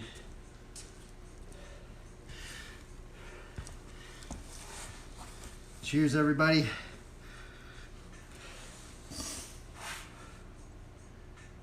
Yes. I don't see how people... Dude, it's gnarly when flatlanders get their stuff on lock. It's so gnarly, actually. It feels like so many of the tricks that I even do a lot, it takes me probably like 20 times to land. At least it once. It's just... And then I can't even imagine, like... Oh, dude, having your tricks on lock, dude, where you're just like, you're just doing everything first try, bro. Dude, that's another realm, man. Like, I wonder, do they just keep practicing those tricks? Like, how do they get it so consistent? Like, there has to be, like, I don't know. They must have to just practice them over and over and over again. I can't get it that way. I just get bored sometimes. I just have to keep moving on.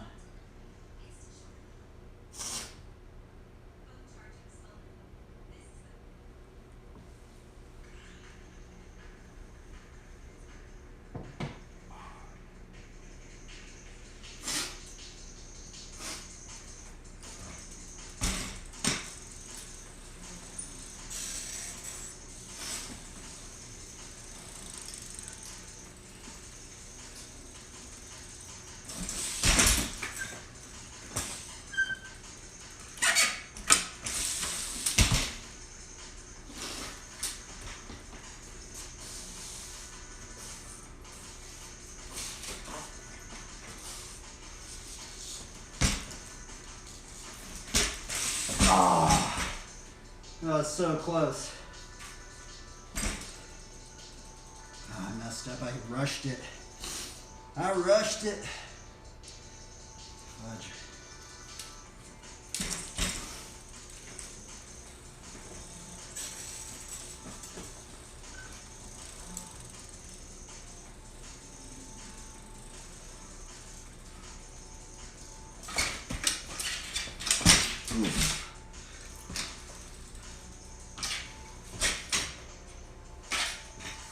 That was sketchy.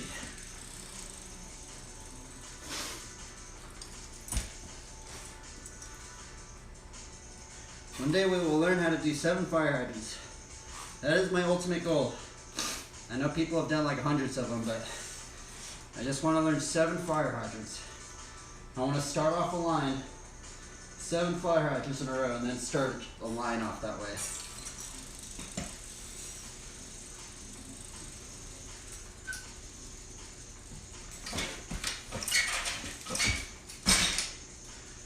I can't even do 2 consistently. Brutal. Brutal. I need to get some water. I'll be back. I'll put this up. I'm just gonna get some water real quick.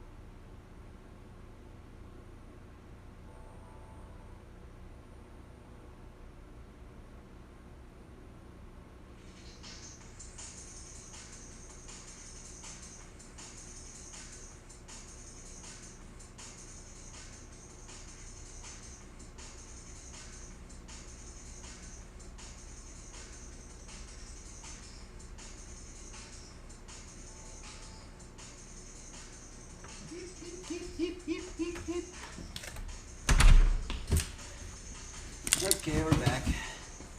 Remember to drink water. Water, water.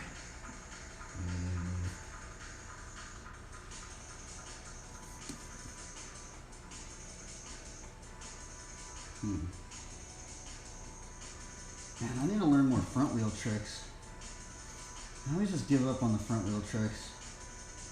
For some reason, the front wheel tricks take me so long to learn. It's brutal.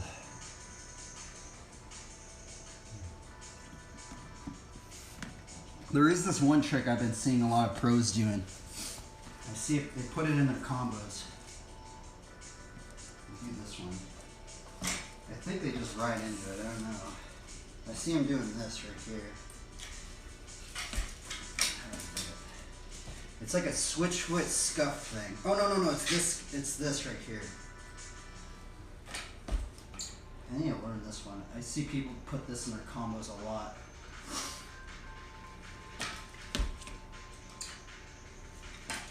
It's so hard. I don't know how they're doing it. It literally feels impossible. I don't see how to do this one.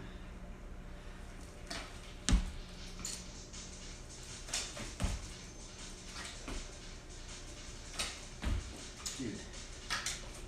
Jesus, dude, that thing is hard. They make it look so easy.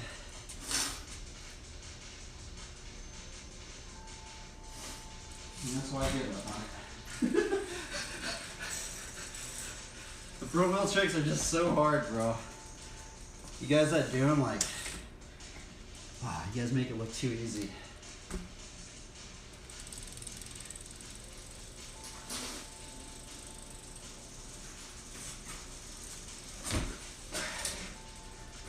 I see people do that combo a lot too. Turbine steamroller into like crack packer or something.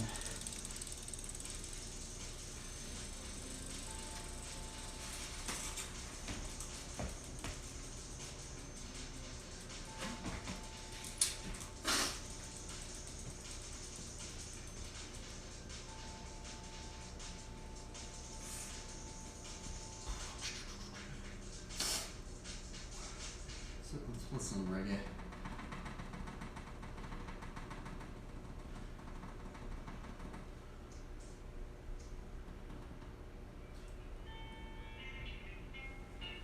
We need just some happy music so I don't get frustrated.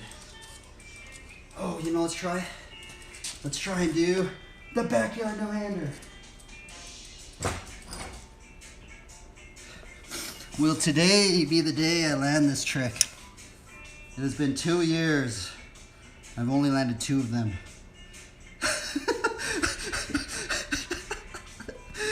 It's been 2 years. I've only landed this. I've tried it probably 7,000 times, man. I've only landed 2 of them. It's ridiculous. But hopefully, maybe today will be the day we land it. Probably not, but we could try.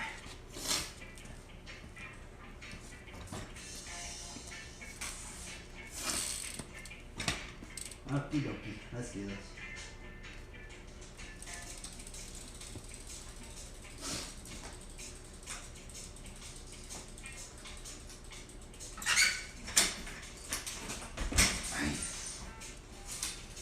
Too slow. It was just a tad too slow.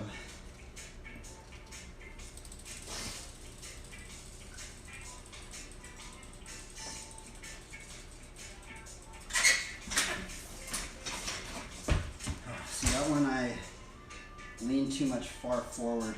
I think I messed up one of the scuffs too.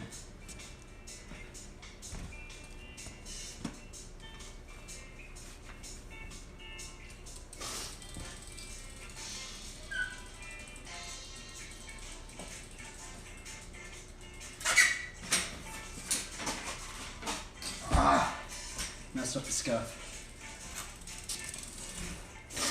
See, there's all these little things. At least I kind of know what I'm doing wrong.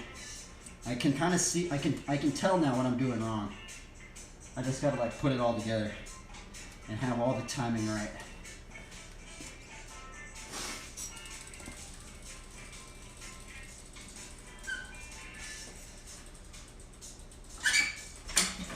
Too slow.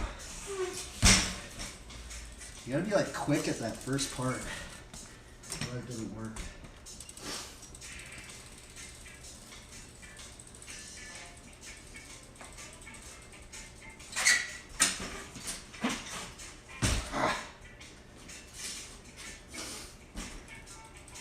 People make this trick look way too easy.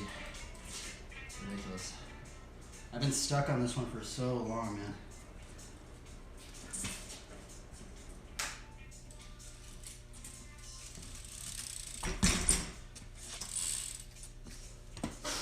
Well, we got one good one so far.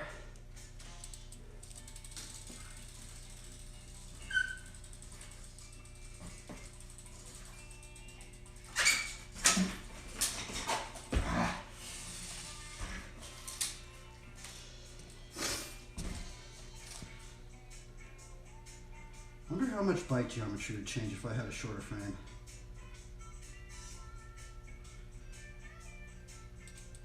I wonder if it would make this trick easier. See, because I didn't really try this trick when I had my other frame.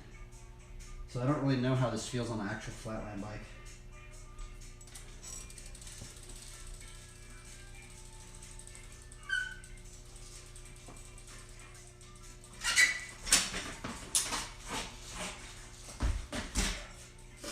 I'm giving up. It's hard. I don't know how you guys do it. You guys are crazy, man. I don't see how you guys do it so easy. It seems like when they do it, they just do it like first try every time. I'm like, what in the world, bro? How are you guys doing it like first try? Like, it makes no sense to me. Because there's so many little variables that keep messing me up.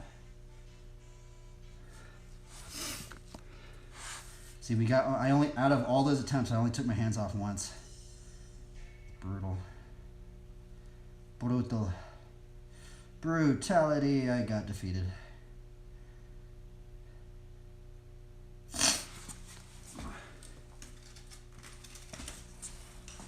We got defeated by that boss.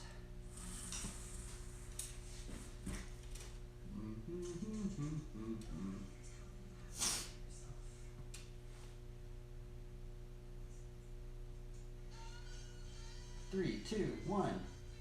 Let's go. All right, what other tricks are we trying to learn? This, we're trying to learn that. Trying to learn the funky chicken tail up. I guess I could try to do that one today. These two tricks I just keep giving up on, man. But I've already put so much time into it that I can't give up, you know? I've already put so much time trying to learn the funky chicken tail up, and then this one right here. And it's just like, I feel like I just can't give up. I've put too much time into it. So let's get into the funky chicken tail up. Let's see if we can just throw some right now.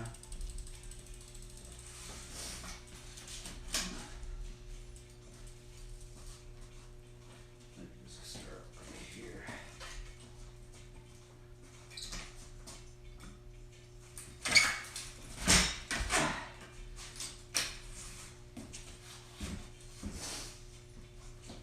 I think this is how they learned it. You just throw it like this a lot of times.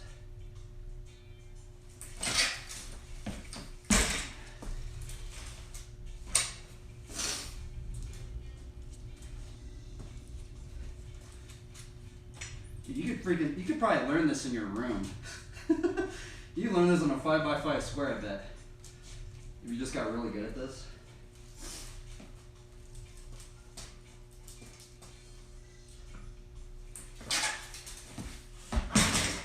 I'm not throwing it hard enough.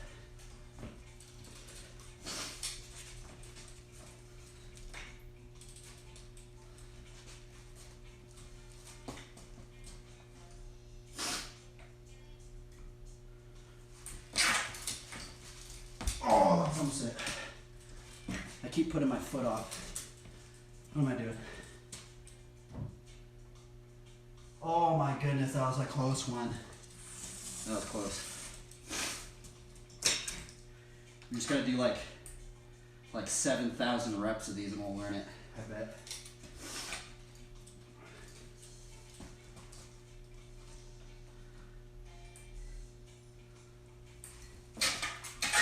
Come on.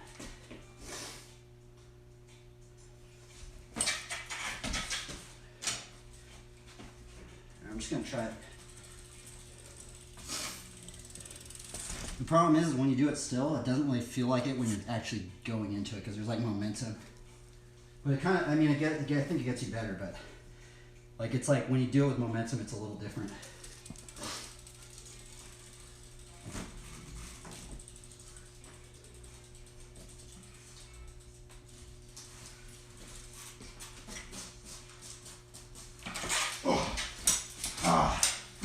That was almost it.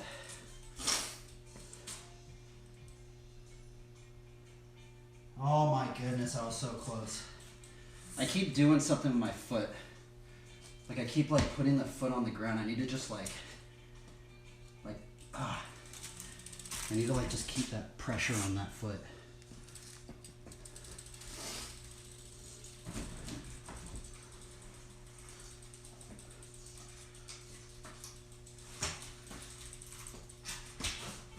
Oh, darn it.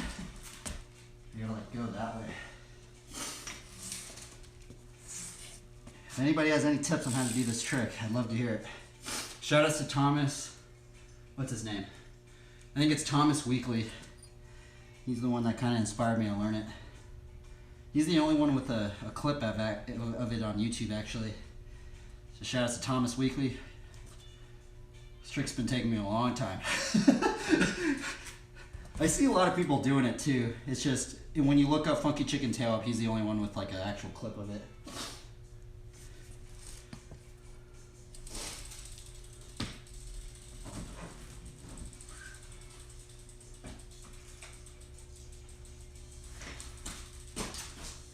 Ah, damn it. You gotta get like that right funky chicken. Like you gotta you just gotta get that right one.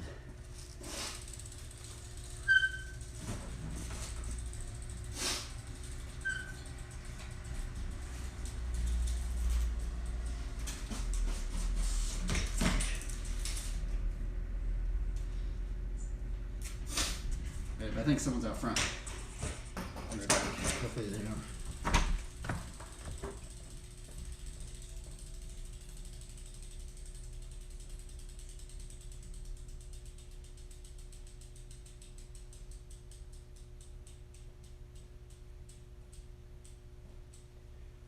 Guess not.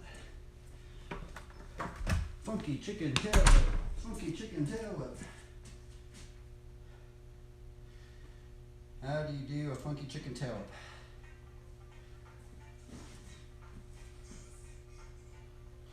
This is the line. If you ride flat out there, I want to see someone do this. I want to learn this line, but it's going to take me probably another 2 years. Another 2 years to land it. So I want to see this. Let's see this. This. Bar spin. Okay, steamroller. Take this hand. This one on this. This. Funky chicken tail. Ah! That'd be crazy.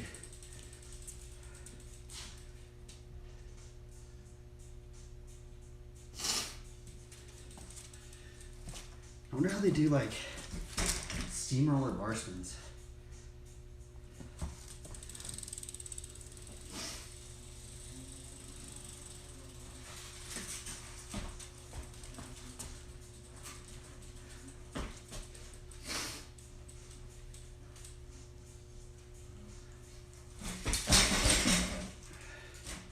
That's freaking hard, man.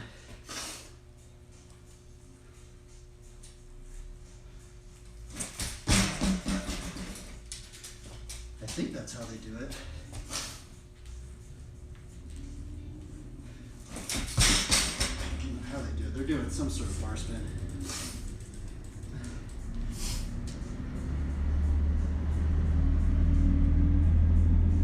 That'd be crazy.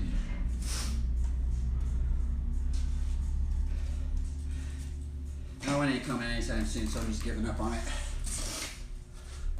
I need to learn how to just steamroller.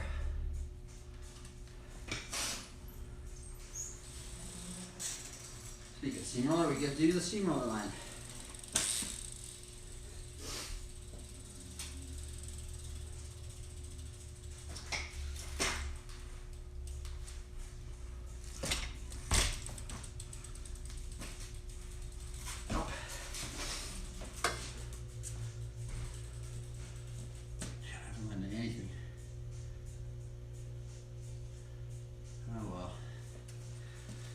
We just have to revel in the fun of not landing anything. Oh man, it's brutal. I have not landed a single thing all day today. It's okay. We're working on new stuff, so it doesn't matter, right?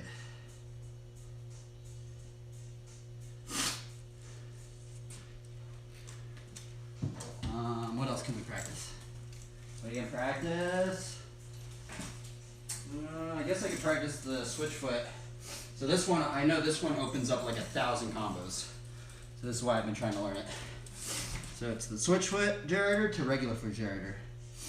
And for some reason I've only landed 2 of these, so I need to land another one. So let's keep practicing. Let me put the song on again. Beep.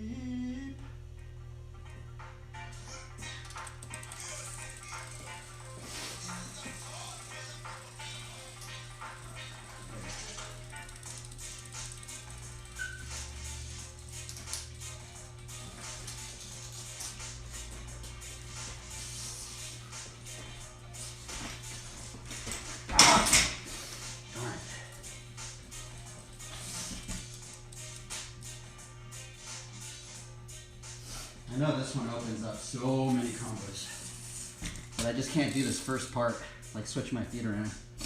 But I know this one opens like 1,000 combos.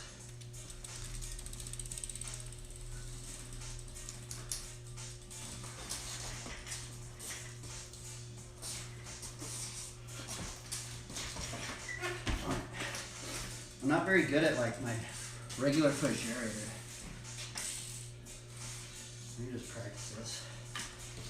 See, it's like weird. I could do it, like, I guess I'm not very good at it.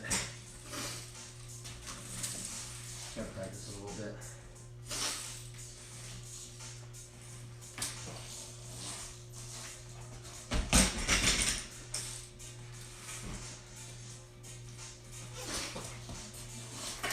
Yeah, I'm not good at it. That's why I can't land it.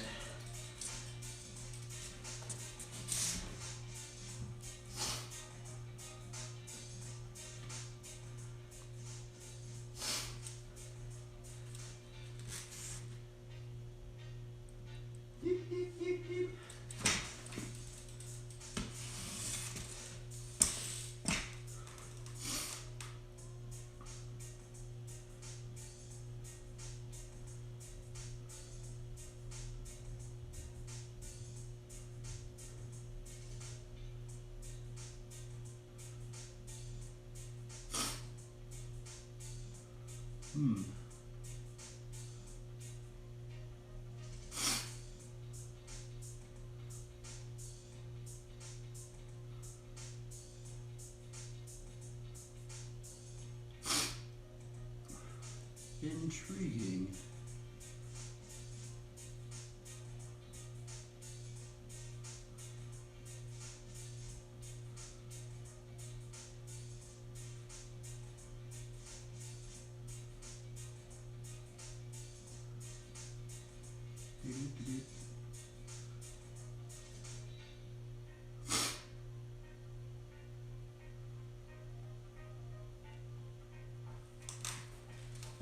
Alright, let's do bar spin line, I guess.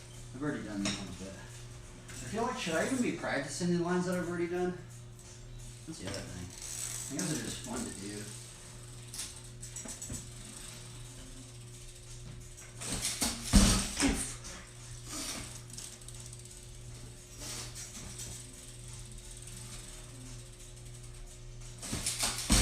Ah, come on.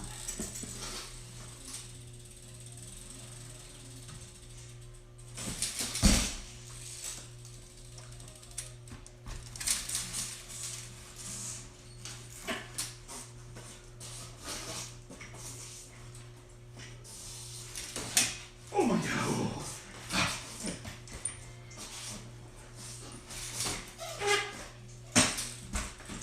Oh, that's so sketchy.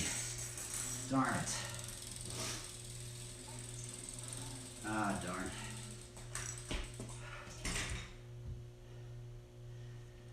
We wanted it, but darn, that was the only thing I landed. I landed real sketchy. I'm not even gonna stream mark it. We're not stream marking it because I've landed a better one.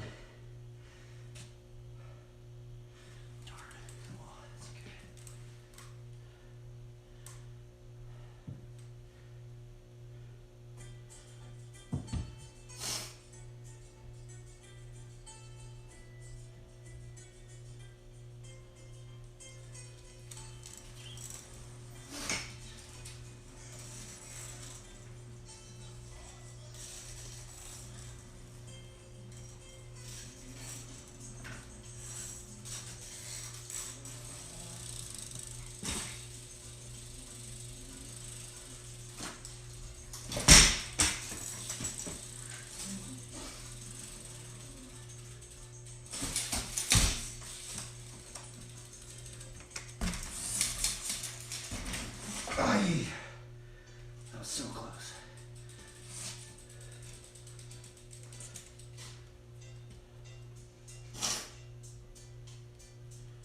Yeah, listen to happy music. Happy music to not get frustrated.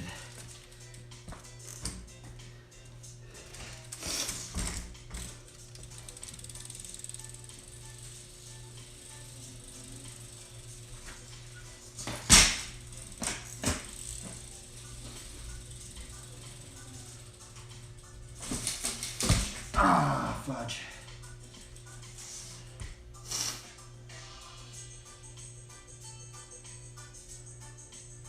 Huh.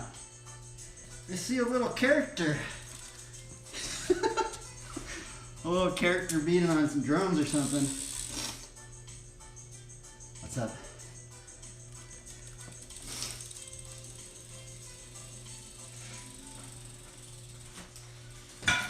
Aye.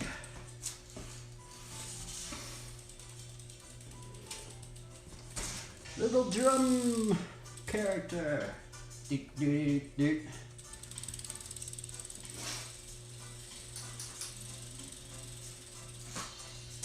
Oh my god. He's in it. As you can tell, I'm not good at this trick.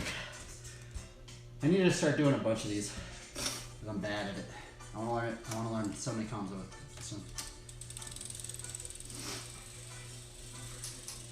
The whiplash.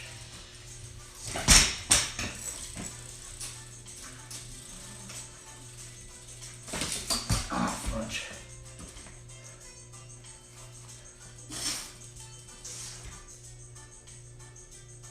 Little kitty.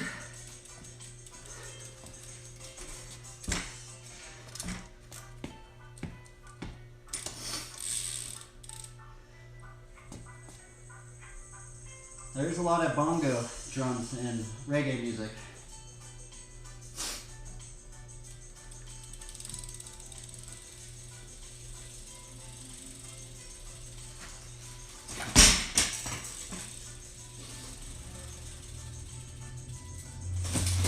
Oh my god. Ah, I just landed. I can't even land it yet.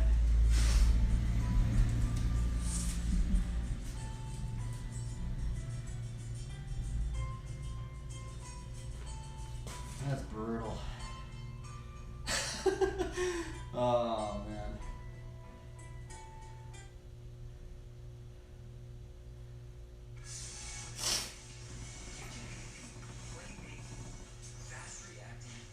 Well, I hope your day is going well. Bob Marley? Yeah, I like Bob Marley. I would actually listen to Bob Marley on here if it wasn't copyrighted. Now that will get me like a DMCA. Like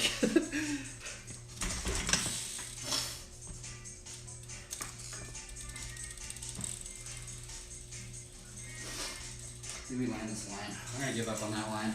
Not happening.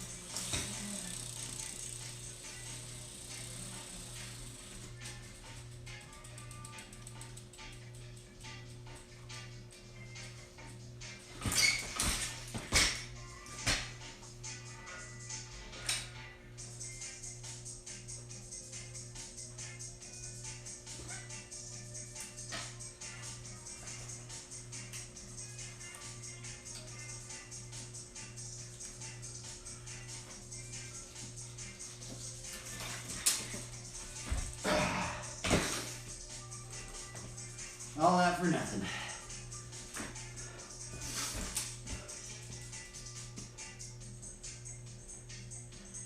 Oh, partial of country music, huh?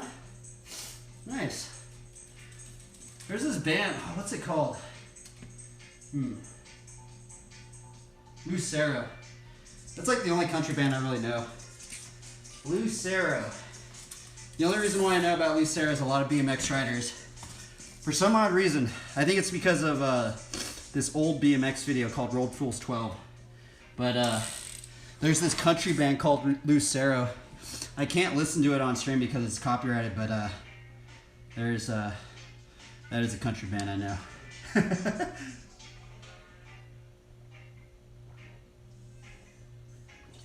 Which that's that strange lore that a country band like became part of like the BMX scene.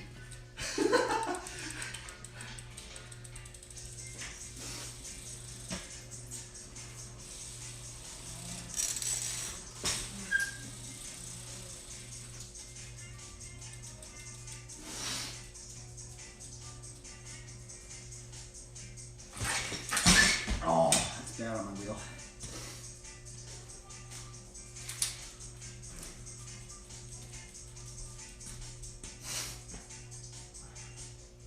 Okay, let's see here. I'll type it. Let's see here. It's called Lucero.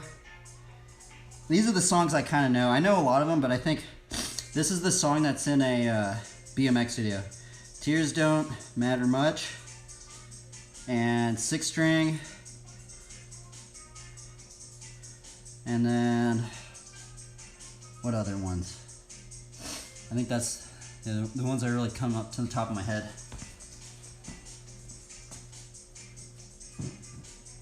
Something about whiskey in a bottle or something like that too.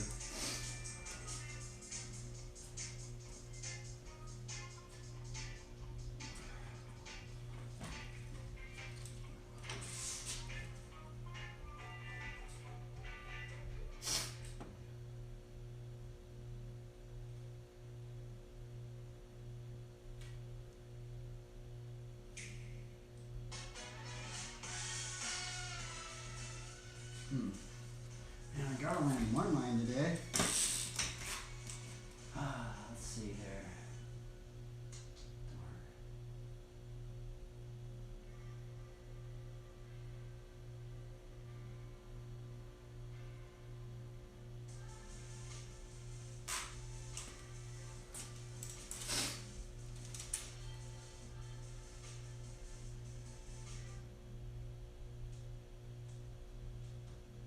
I guess I'll try pull-up bar, land, switch X up, Ryan Nyquist bar, land, endo, bar to briefcase bar spin.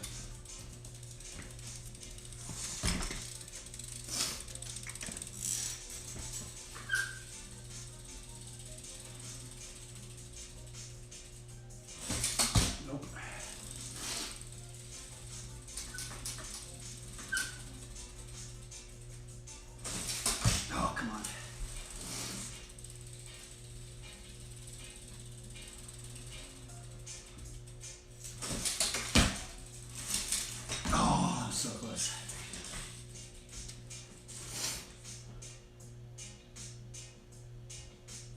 Ay, ay, ay.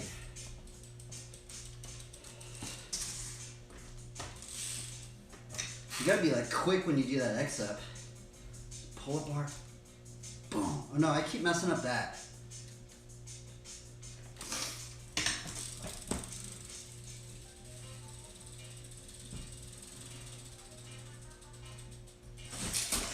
Oh my goodness.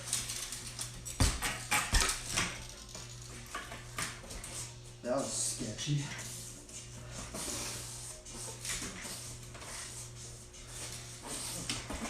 Oh, good thing I didn't land it because that was sketchy.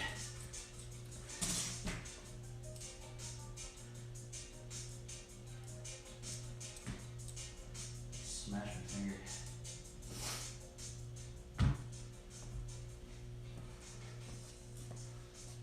I canceled. I didn't anything. Oh well. That's just how it is, I guess.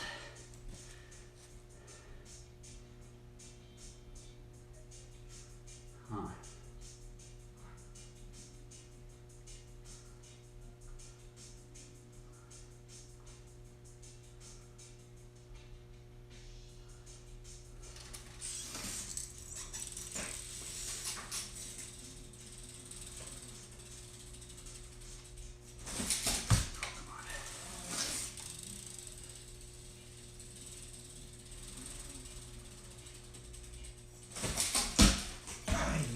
Come on, bro.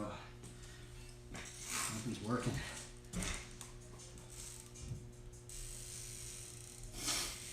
Hey, up,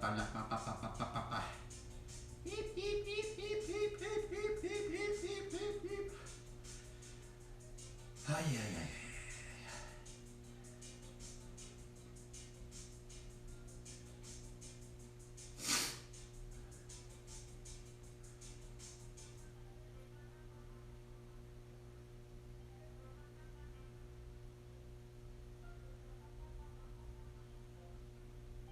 Dude, that's so gnarly, bro.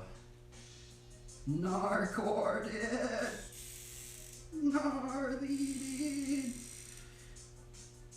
Righteous, dude.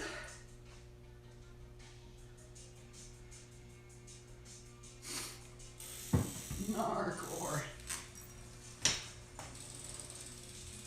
Oh, I got one. Lawnmower to decade. Somebody said something. I'm looking for some country songs to recommend. Are there any, like, I feel like there should be a good amount of believer Christian country songs, right? Christian country songs. Life on the prairie. Life on the plains.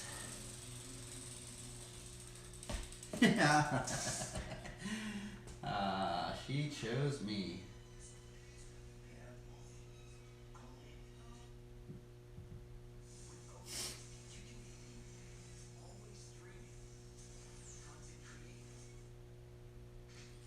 Alright, we're gonna try and do a lawnmower to decade.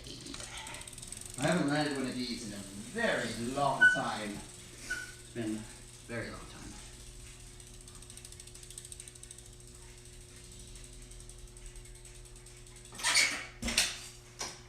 Ooh, I'm kind of scared to do it.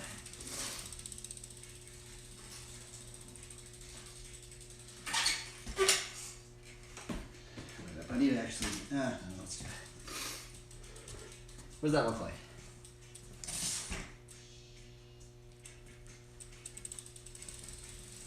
Lawnmower to decade. For some reason, this one's kind of scary. I don't know why. It's weird.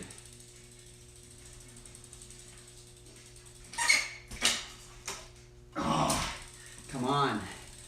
I'm like scared of it.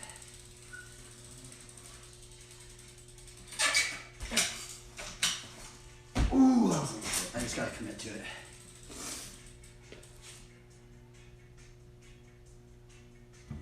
Ooh, I just gotta commit to it. Thank you for the song recommendations. I appreciate it. And we'll write them down and look at them.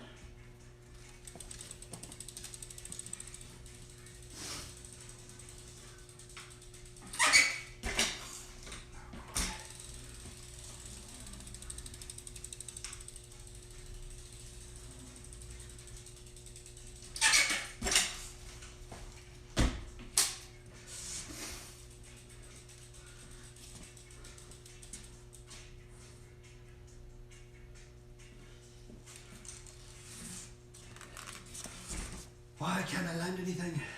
For some reason, I'm more scared to do this. Like, I think it's because I fell on it one time. But like, I just want to do it already.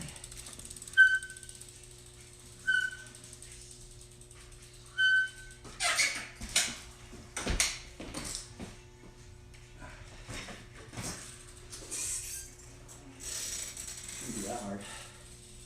Shouldn't be that hard, but it is.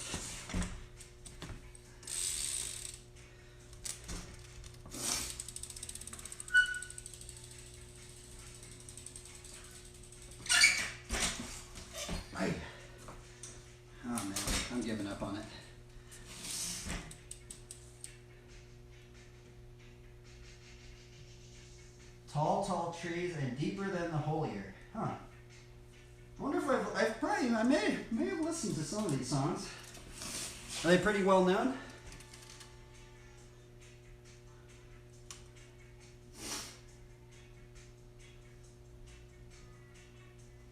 Alright, what was I trying again? Oh yeah, let's do another. There's another trick I want to do in the combos. Let's practice it.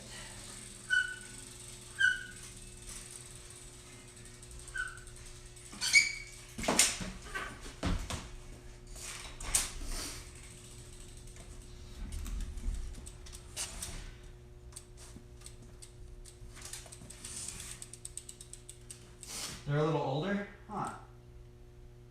That's cool.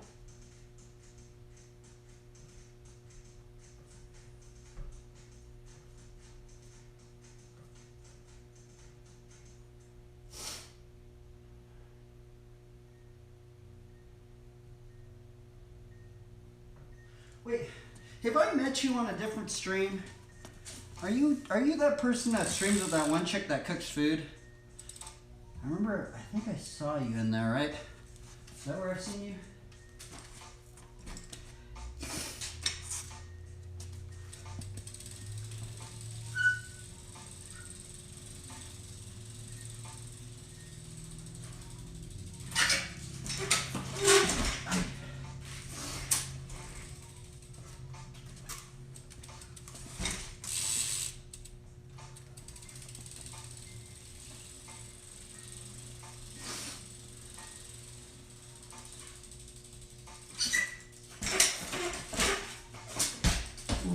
It.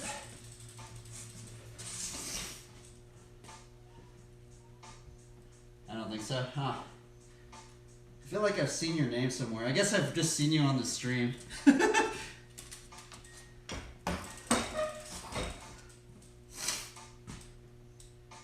Okay. Well, maybe that's where I've seen you. I've seen your name somewhere.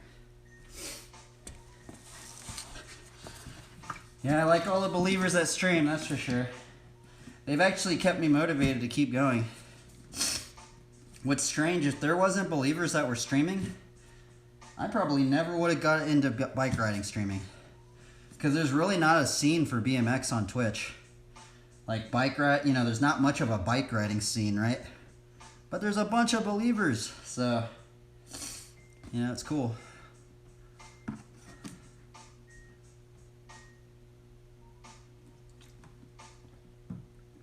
It is cool. Shoutouts to all the believers that stream. I feel like we need more believers streaming. How crazy would that be, huh?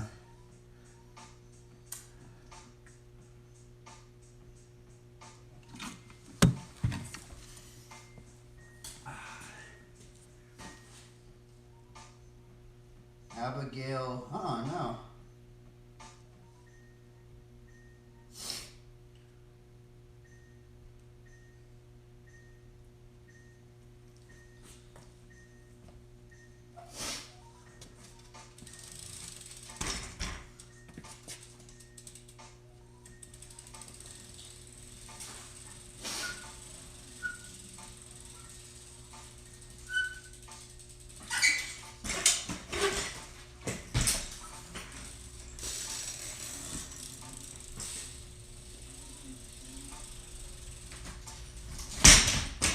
At least I landed one.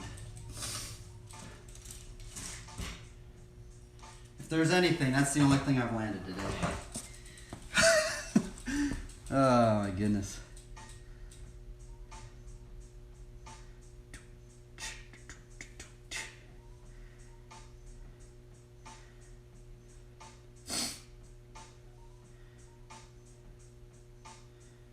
Here, wait up. I need to write these things down. I'm gonna write these names down for these artists and I will look them up.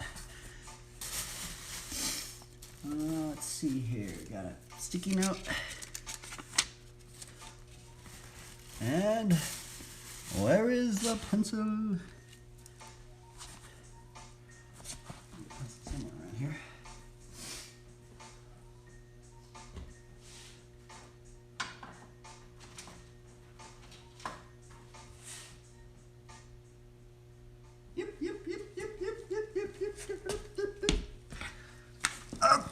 let's write these down, and I will look them up. She chose me.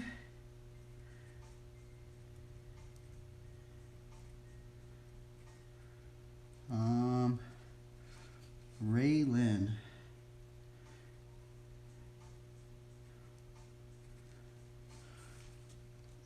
Tall trees.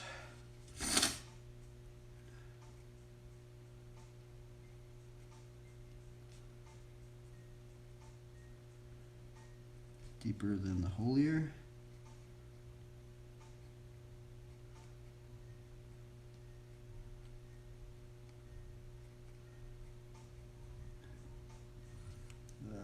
Holier.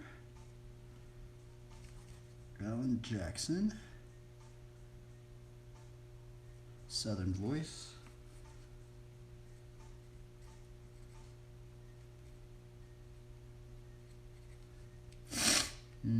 Southern voice.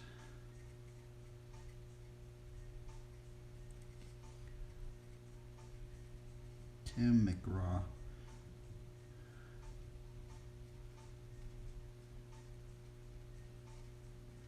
There we go.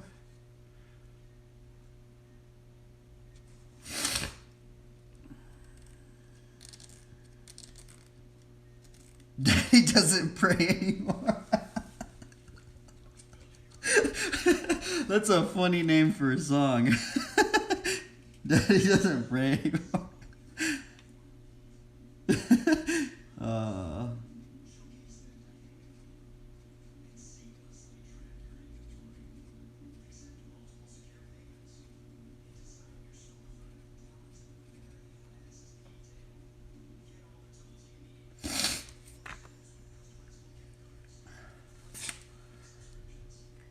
I think we're trying to do a drawing stream.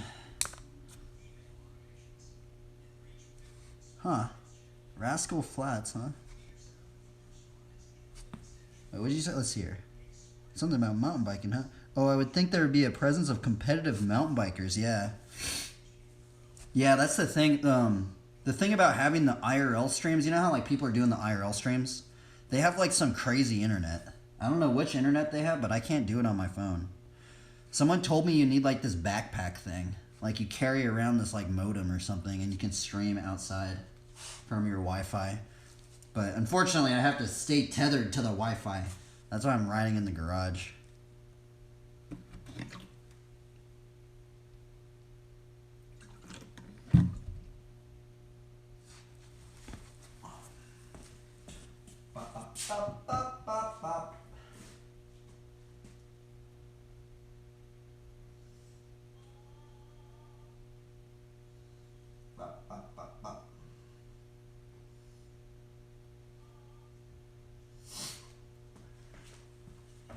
Oh wait, did I even put a stream marker? I think I did. Yeah, actually it was the only thing I landed today.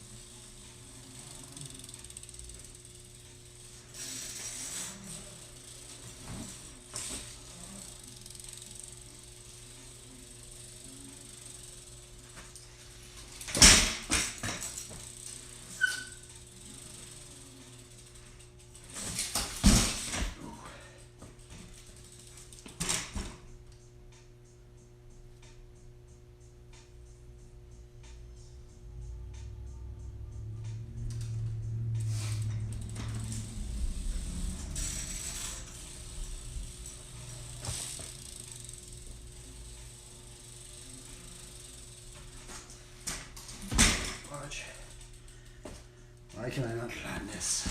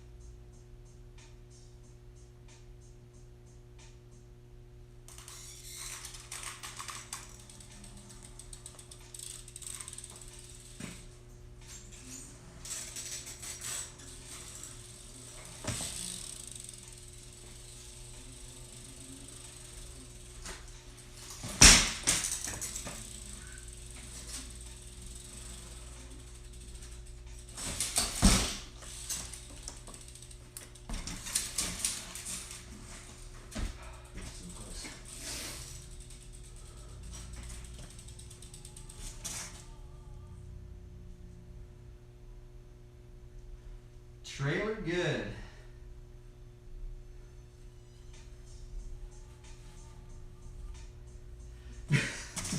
I only know like like one country artist, and it's that Lucero one. I have actually a friend that plays in a country band, or used to play in a country band. I have some friends that are pretty into it.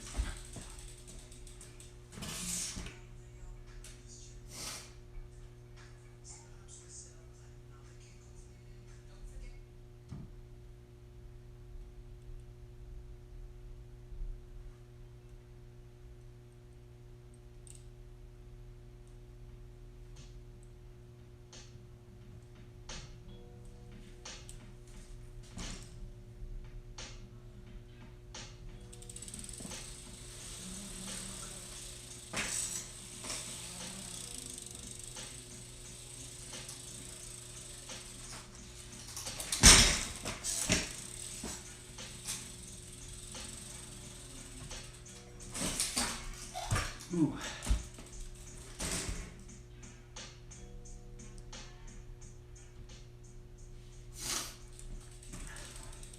I'm so bad today. There's practicing.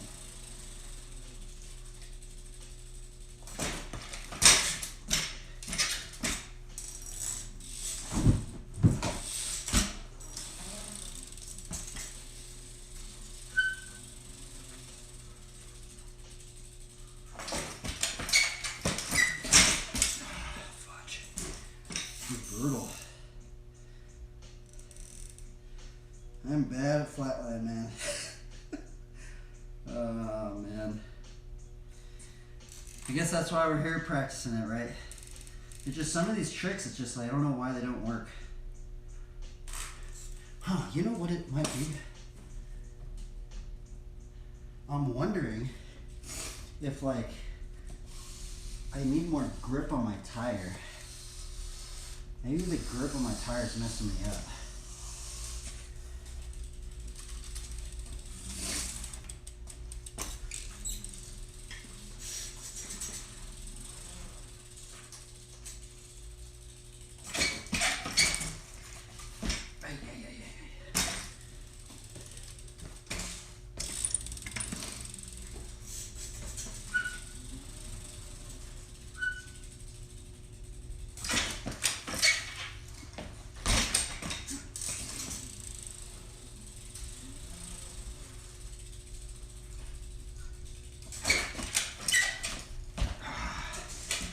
Oh my goodness, is it hard.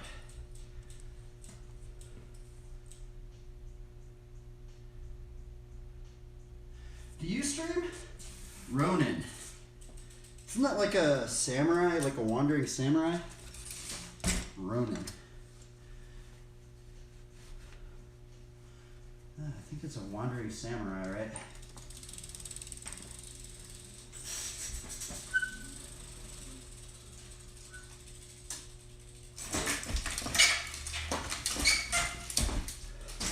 You know what I'm going to try and start doing? I think I'm going to take these two fingers and take them off of my lever. Because normally I have them on my lever, right? I think I'm going to just rock it like that. Maybe that'll give me a little bit more like oomph around it. And then if I need to do a decade, I'll just quickly put my fingers back on the thing.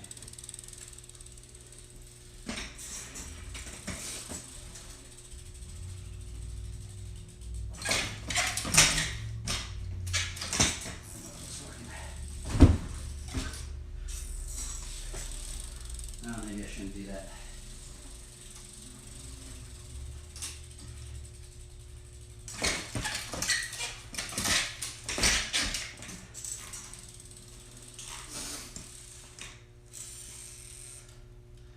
Brutality.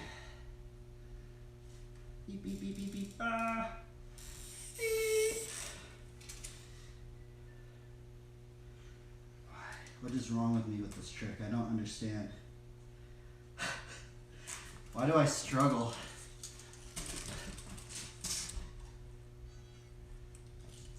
I struggle with this trick.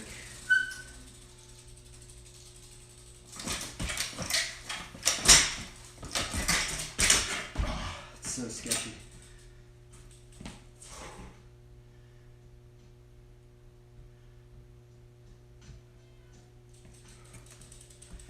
This is kind of like a workout.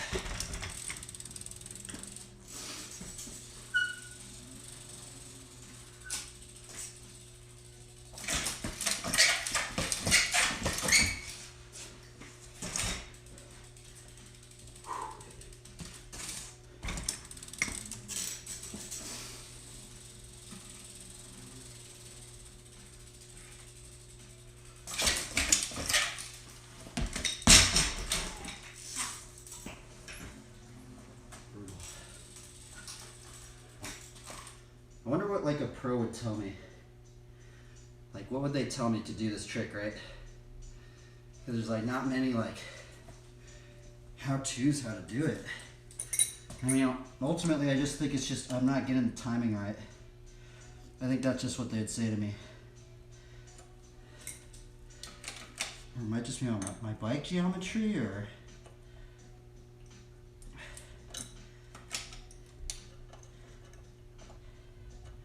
What would they say to me? You need zero offset forks, man.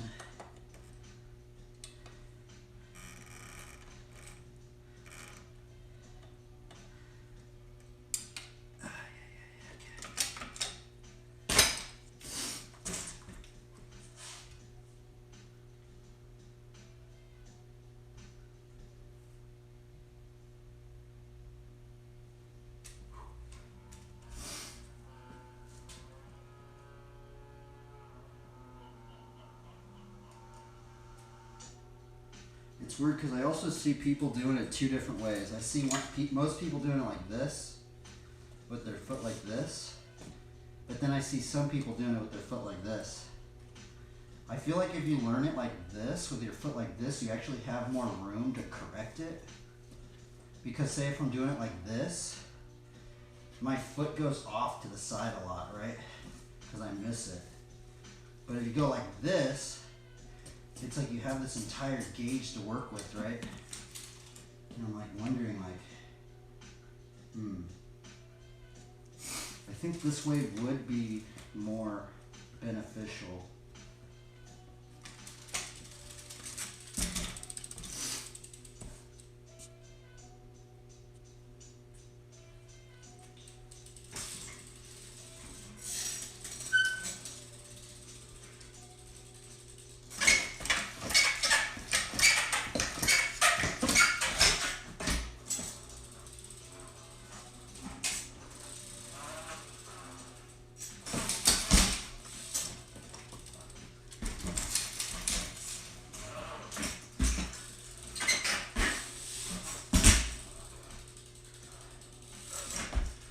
Just landed a quad.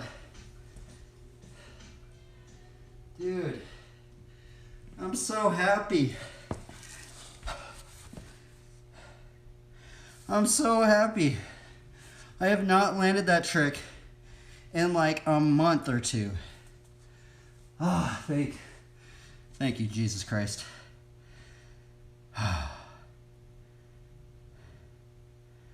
Dude. I haven't landed one of those in so long. I'm so happy right now.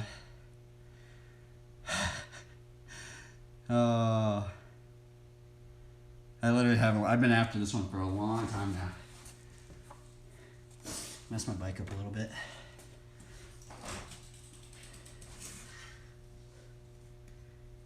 Oh.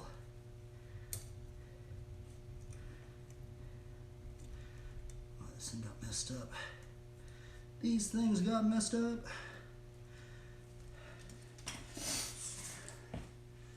We're stoked. Holy Toledo. Someday I will do 7 of those things in a row. Oh, shnikes. Come on, buddy.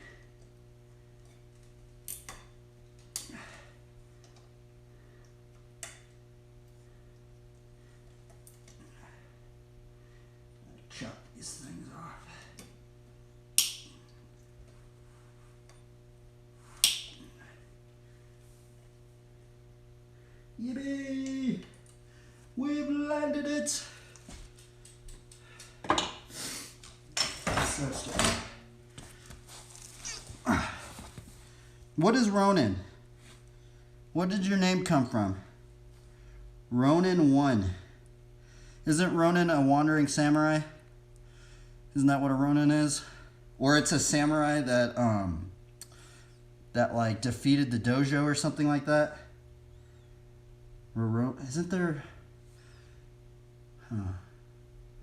There's some anime I watched with a Ronin in it. I think it was Samurai Champloo. Have you seen Samurai Champloo?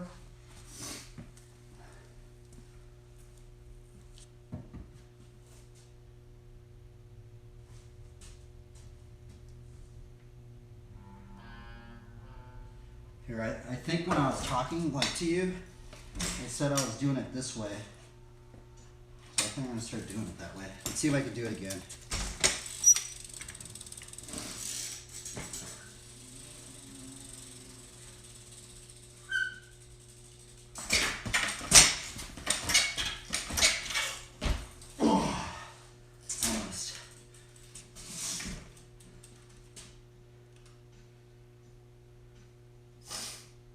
We almost got the quad. I wasn't even filming on my normal phone, man. That's gnarly.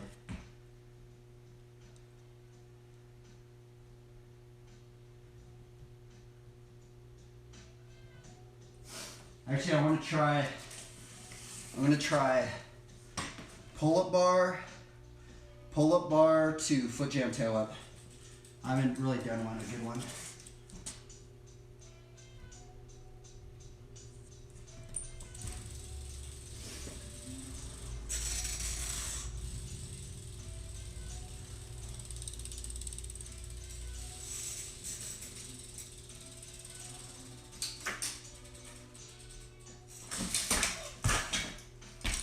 Ooh, it's getting close.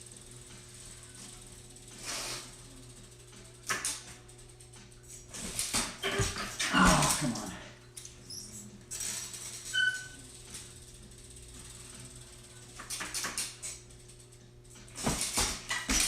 That's hard. That one was inspired by Jacob.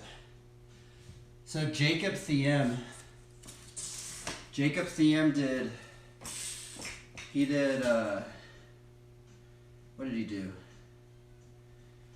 Oh, he did fakie bar foot jam to tail whip. Bro. Jacob's gnarly. He's a gnarly believer, so shout out to Jacob. He inspired this line.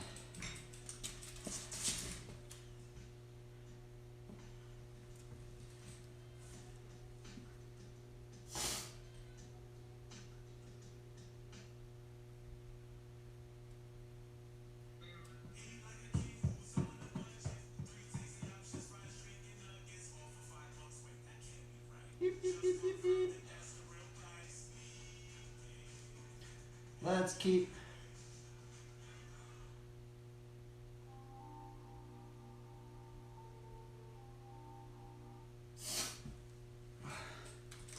Let's see here. Hey, actually, you know that one guy I mentioned, Sir Derpy?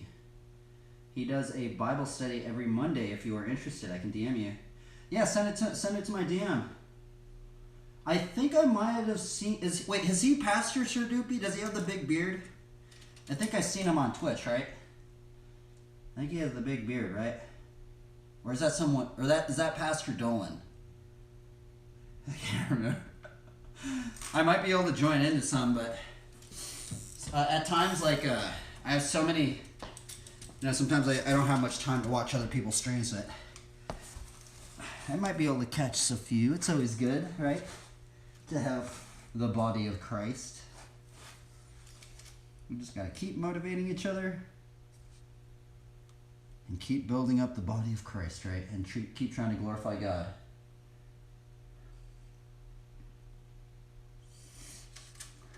I need to put more crosses on my bike. I have this cross. It's kind of sketchy though, right? It doesn't really look like a cross. Maybe I should put it right here. That way people could tell it's a cross. Because this one I like put it... Oh, you know, I guess I could put another one right here, right? I'm going to just put more crosses on my bike. Man, my bike's so janky looking. I can't believe it's still rideable. Like, it's so... this is probably the longest time I've had some of these bike parts. It's gnarly.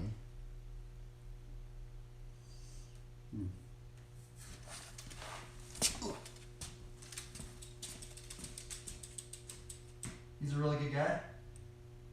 Oh yeah, Dustin, yeah, that's who I'm thinking about. I see that dude streaming a lot.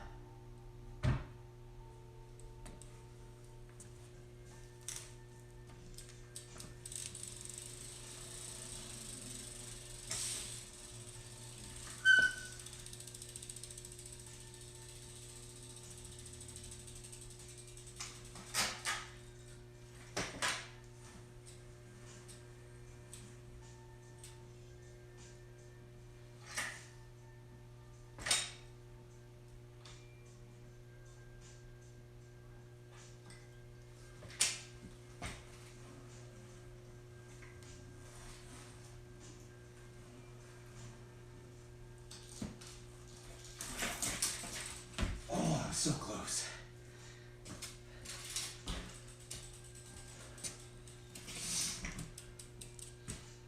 Yeah, Bible studies are good though. You know, it'd be, you know, like how some pastors get a lot of slack, right? Like, sometimes I wonder what would they be like if they just streamed a lot, right? I honestly think imagine if every believer that had a phone and the capability just started streaming. I honestly think it would maybe heal a lot of the divisions in the body of Christ, right? I feel like it would. I feel like there's a lot of divisions right now in it.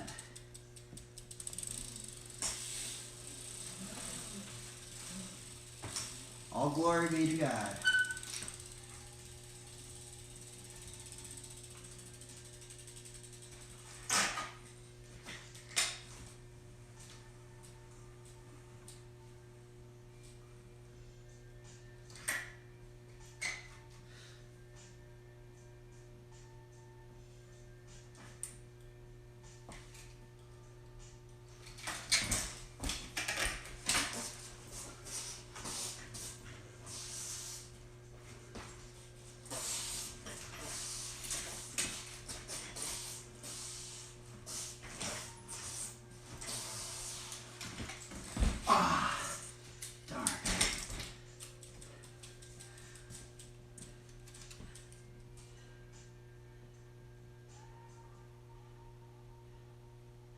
Yeah, flack.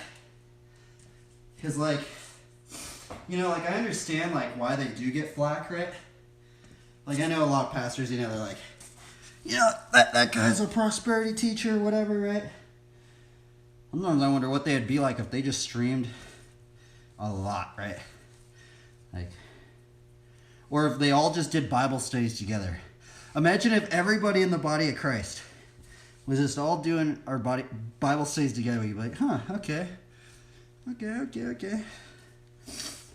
That's what I like about, like, what I like about seeing other believers that stream is because, you know, like, when you're streaming, you can kind of, like, it's like, you can't be, like, perfect, right? You know, like, when you watch, like, a YouTube video and you could see, like, when they cut it, they're like, oh, I said something wrong. I gotta cut it out, right? But I feel like I like watching believers that stream because there's this sense of, like, genuineness, right?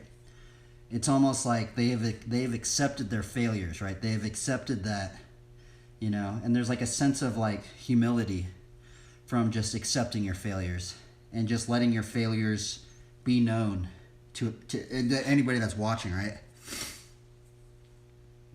I would say if the churches would split when they reach a certain size instead of becoming mega churches. Yeah, you know. Sometimes I wonder what the Lord thinks about all this, right? Because I always think about, like, 1 Corinthians 12, right?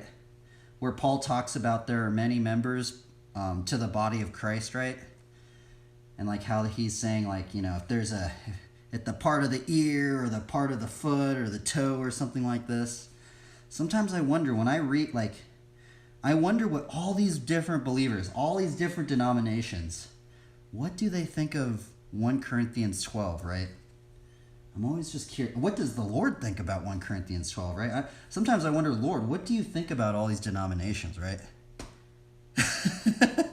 I'm like, I've tried to really ask the Lord, and sometimes I'm just like, I don't know, man, because it's weird, because I have friends of so many different denominations, right? Like, I have friends that are in denominations that, like, those two denominations don't like each other. But the thing is that, I don't know, it's weird, like, but they all believe in Jesus Christ, and they all read the Bible. So I just go, I don't know. I'm just confused. I'm confused, man. I'm confused, Lord. Why are you doing this? I'm confused, Lord. But as long as I guess we're keeping in the Word, right? That's what matters. Keeping in the Word, trying to ask God and seek Jesus. Seek the kingdom of God. I'm going to put this armor on. I'm going to keep trying to glorify God. Trying to, anyway.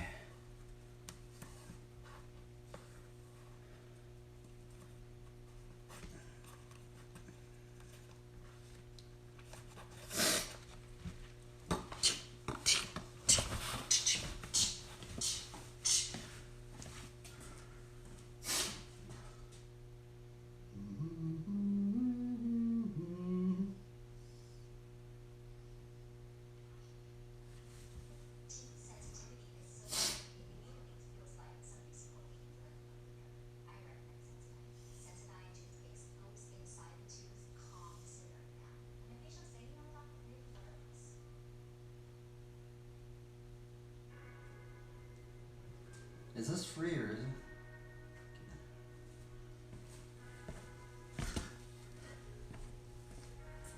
We gotta keep trying our best.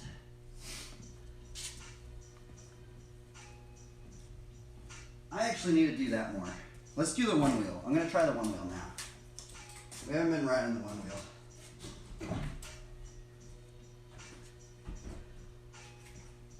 I haven't been doing this at all lately.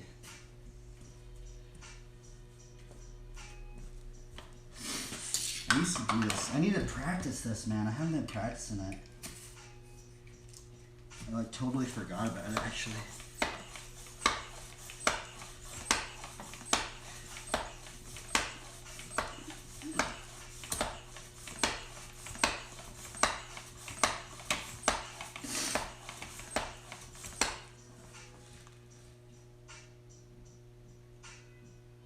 Oh, for sure. Yeah, I'll check them out. It's always good to meet other believers.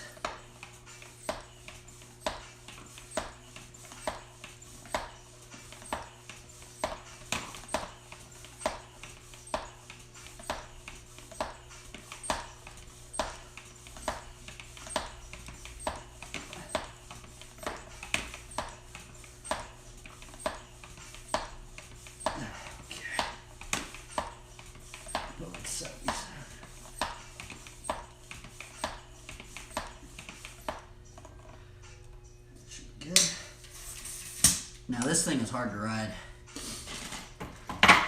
So this thing helps with some tricks on the BMX bike, but I want to get better at it. I haven't done it in a while.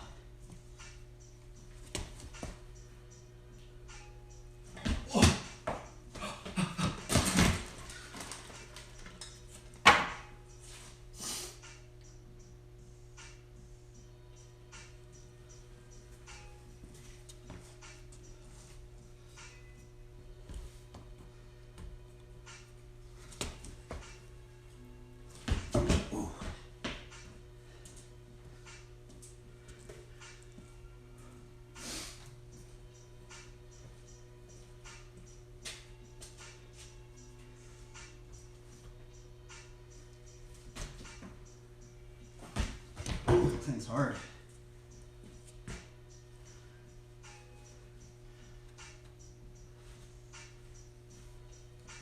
So yeah, there's like this trick where like you get on top of these front pegs like kind of like that. You take your arms out like this, but you can kind of learn it on that thing. Or I think you can. I saw some people try and learn it this way.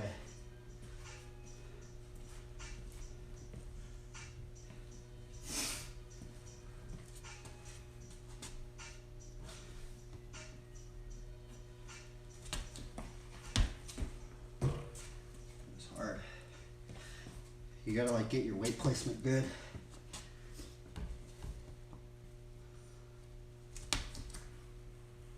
Oh my god. It's scary kind of sometimes.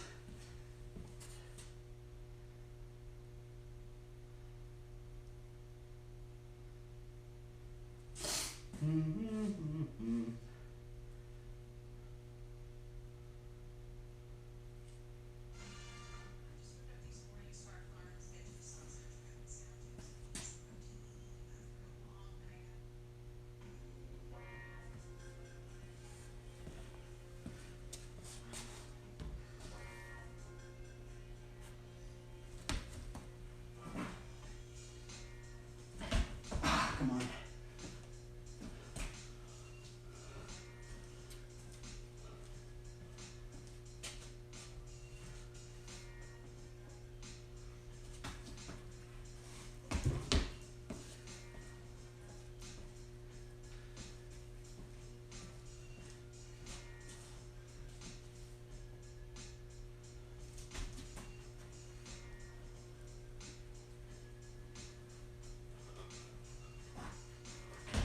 There we go. That was my best one.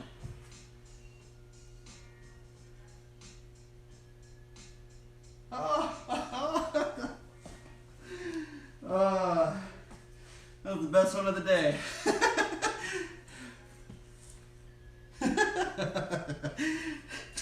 This thing's kind of scary. It's like, I'm like scared I'm gonna like loop out and like hit my head.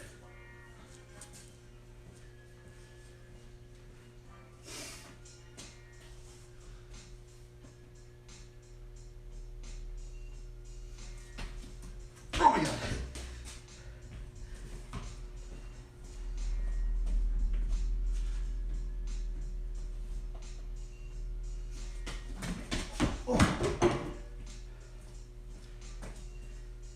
Come on, I just did it, right?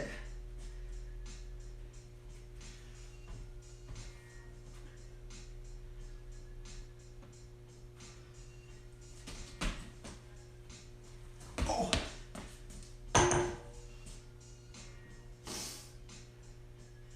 Yeah, I have knee pads on. I probably should put a helmet on, honestly. Yeah, I'm always rocking shin guards and then knee pads. And then this one I have a gnarly knee brace on.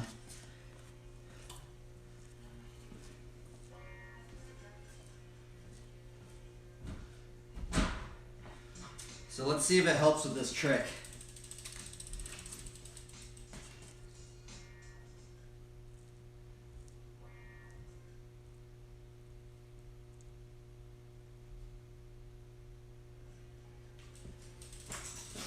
See if we can put it to use.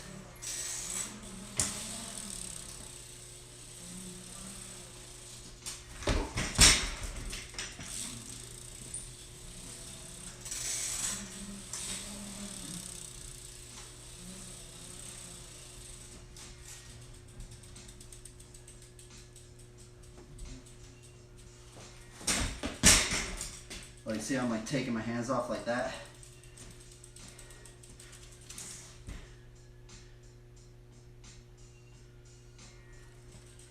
Thinking that that will help with that trick, this trick, but I don't know.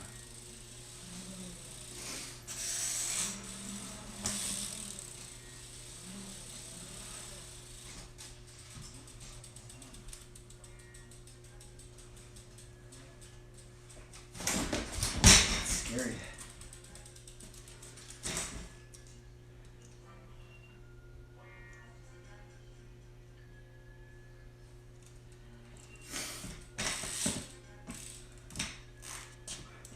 People do it. Here, I'm going to show you.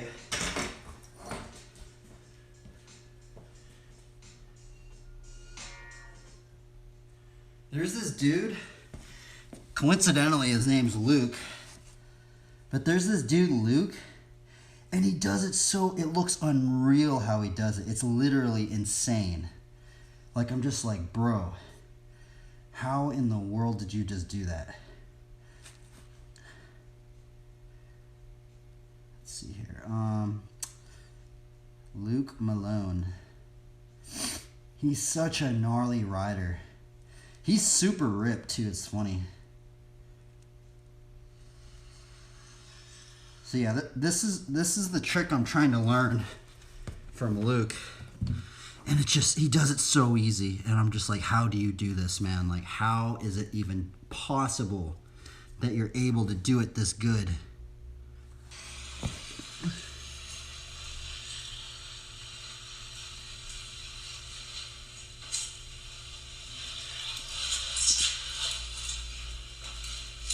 Look at how he just takes his hands off like that, right?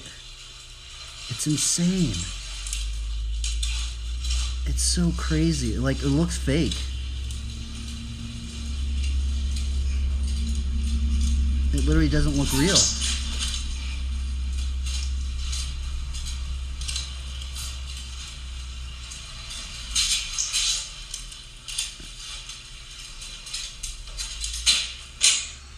So yeah, he's basically the OG.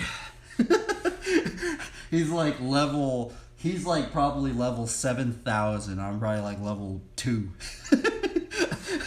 Like, that's just, it's so crazy. I can't even imagine, like, I can't even like take my hands off, and he's literally just like going around in a circle. I'm like, what in the world, bro? It's unreal. But yeah, that's what I want to get to.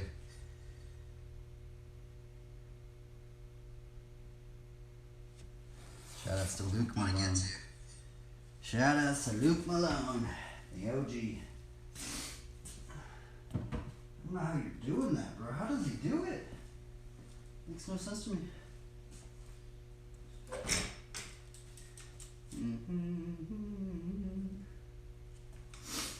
Oh, we got a long time to do it. We got a lot to learn.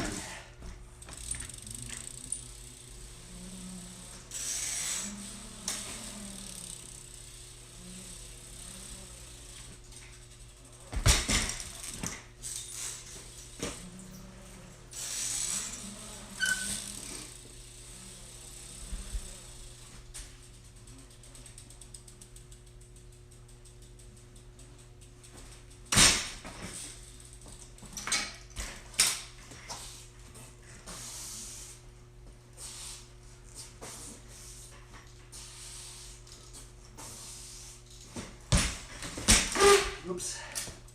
That's kind of it. Not really.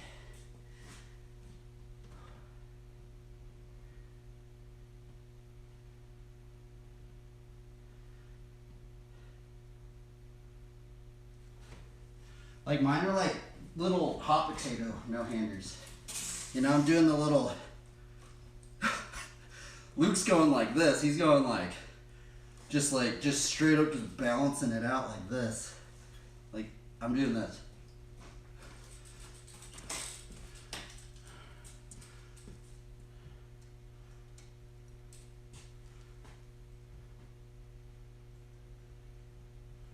You're gnarly, Luke. Luke's brutal, dude. He does it so clean, too.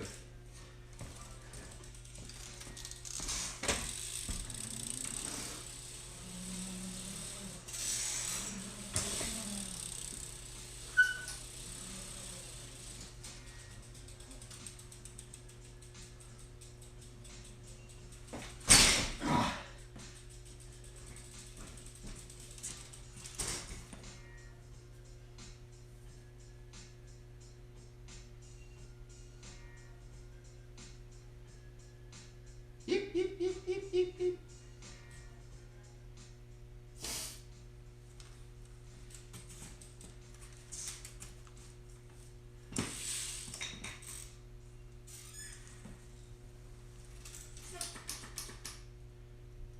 Yeah, that's fun to ride. It probably doesn't seem very fun, but it's fun. It's definitely fun. It's frustrating though.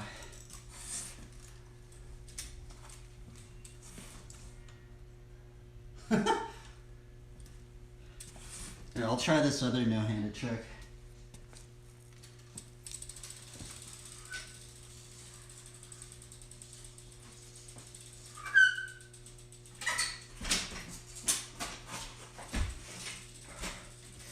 Almost.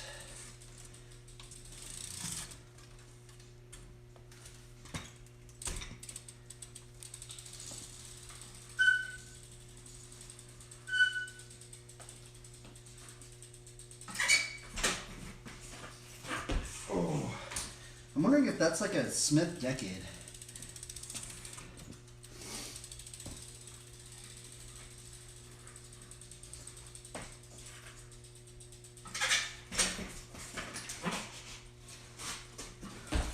Almost.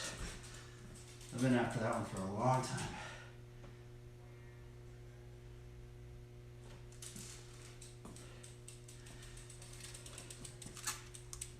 I'm kind of after like all the tricks that kind of look like crosses.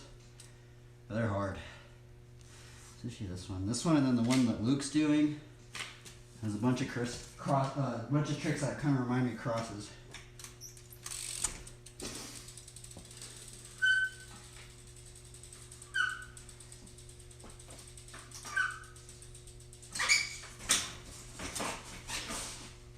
Oh, that's almost it.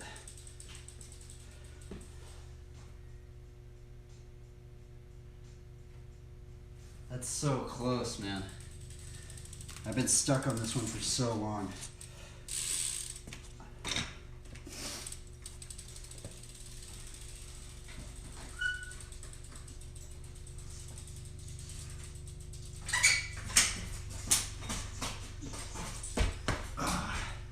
So hard.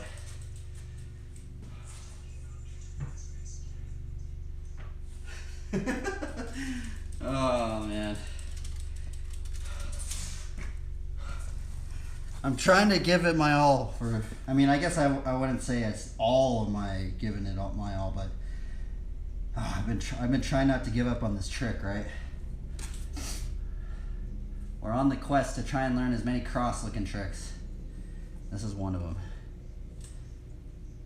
This one, and then the one that Luke was doing. There's the cliffhanger.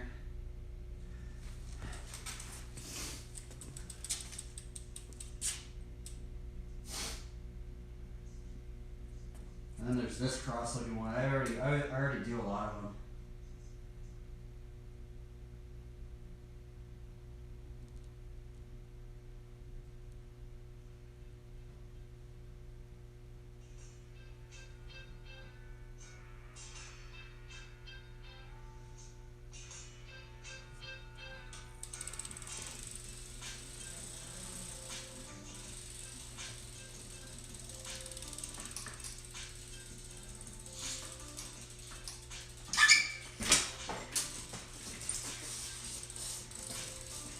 Let's see how you do 7 no-handers. 1, 2, 3, 4, 5, 6, 7,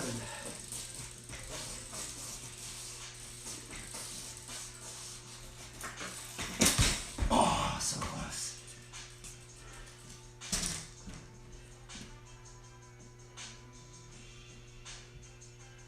Darn. That trick always wears me out. It gives me like gnarly shin splints too. Like those runner shin splints, it gives me shin splints.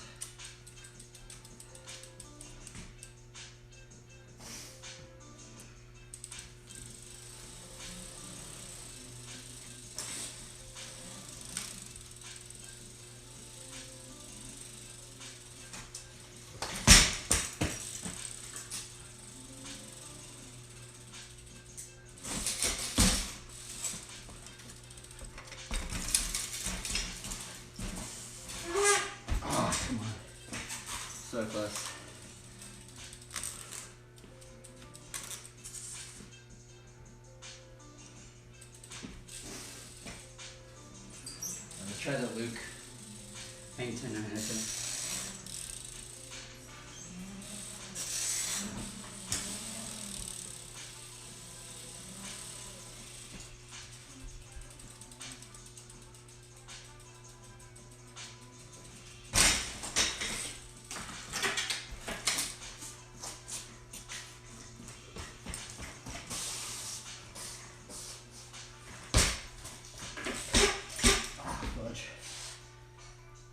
I don't know what I'm doing.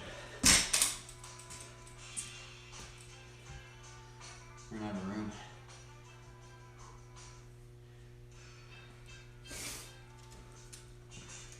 Huh.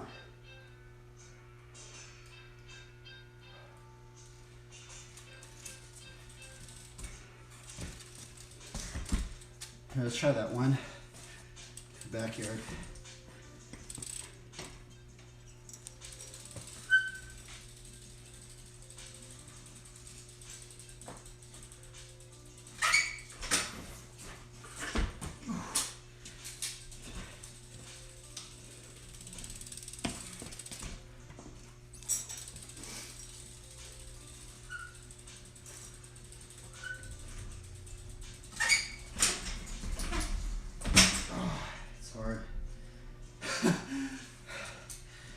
It's like it's so weird. I can't land it.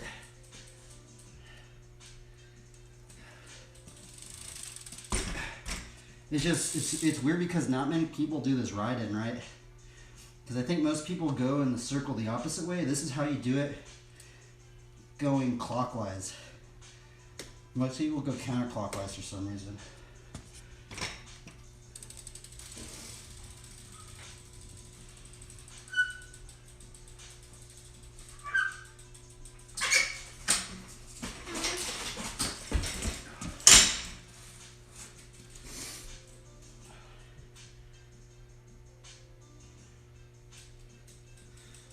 You're just like, what's weird is there's like a different scuff pattern. Like I think when you take your hands off, you gotta like really, really be like glued to the tire, I think. Otherwise, like you just lose your balance point.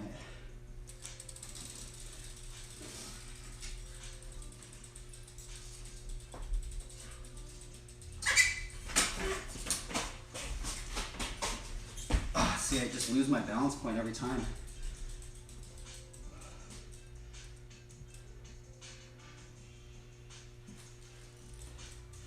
Like it's just so finicky. Like I feel like when you take your hands off and then you like mess up a little scuff, like the whole thing just like doesn't want to work.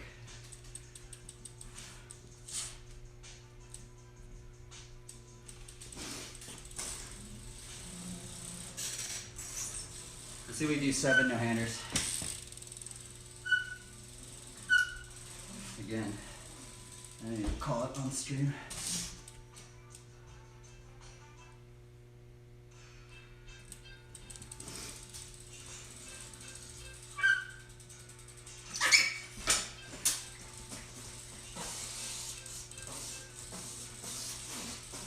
One,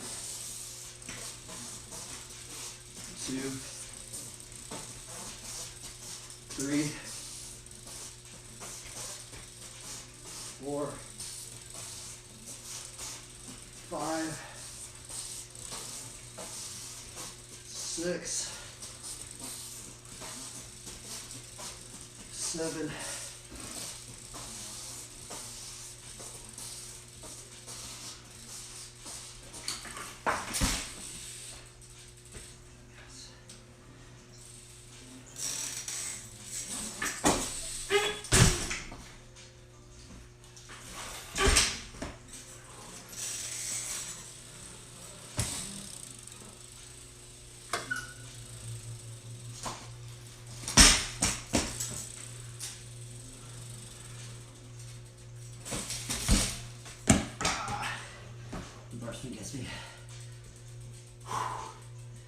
well,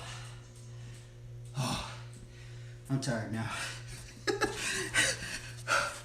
Man, I haven't landed a 7 no-hander stick beat before. That was the most no-handers I've done. Okay, I'm tired. Okay, let me stream mark that. Yippee!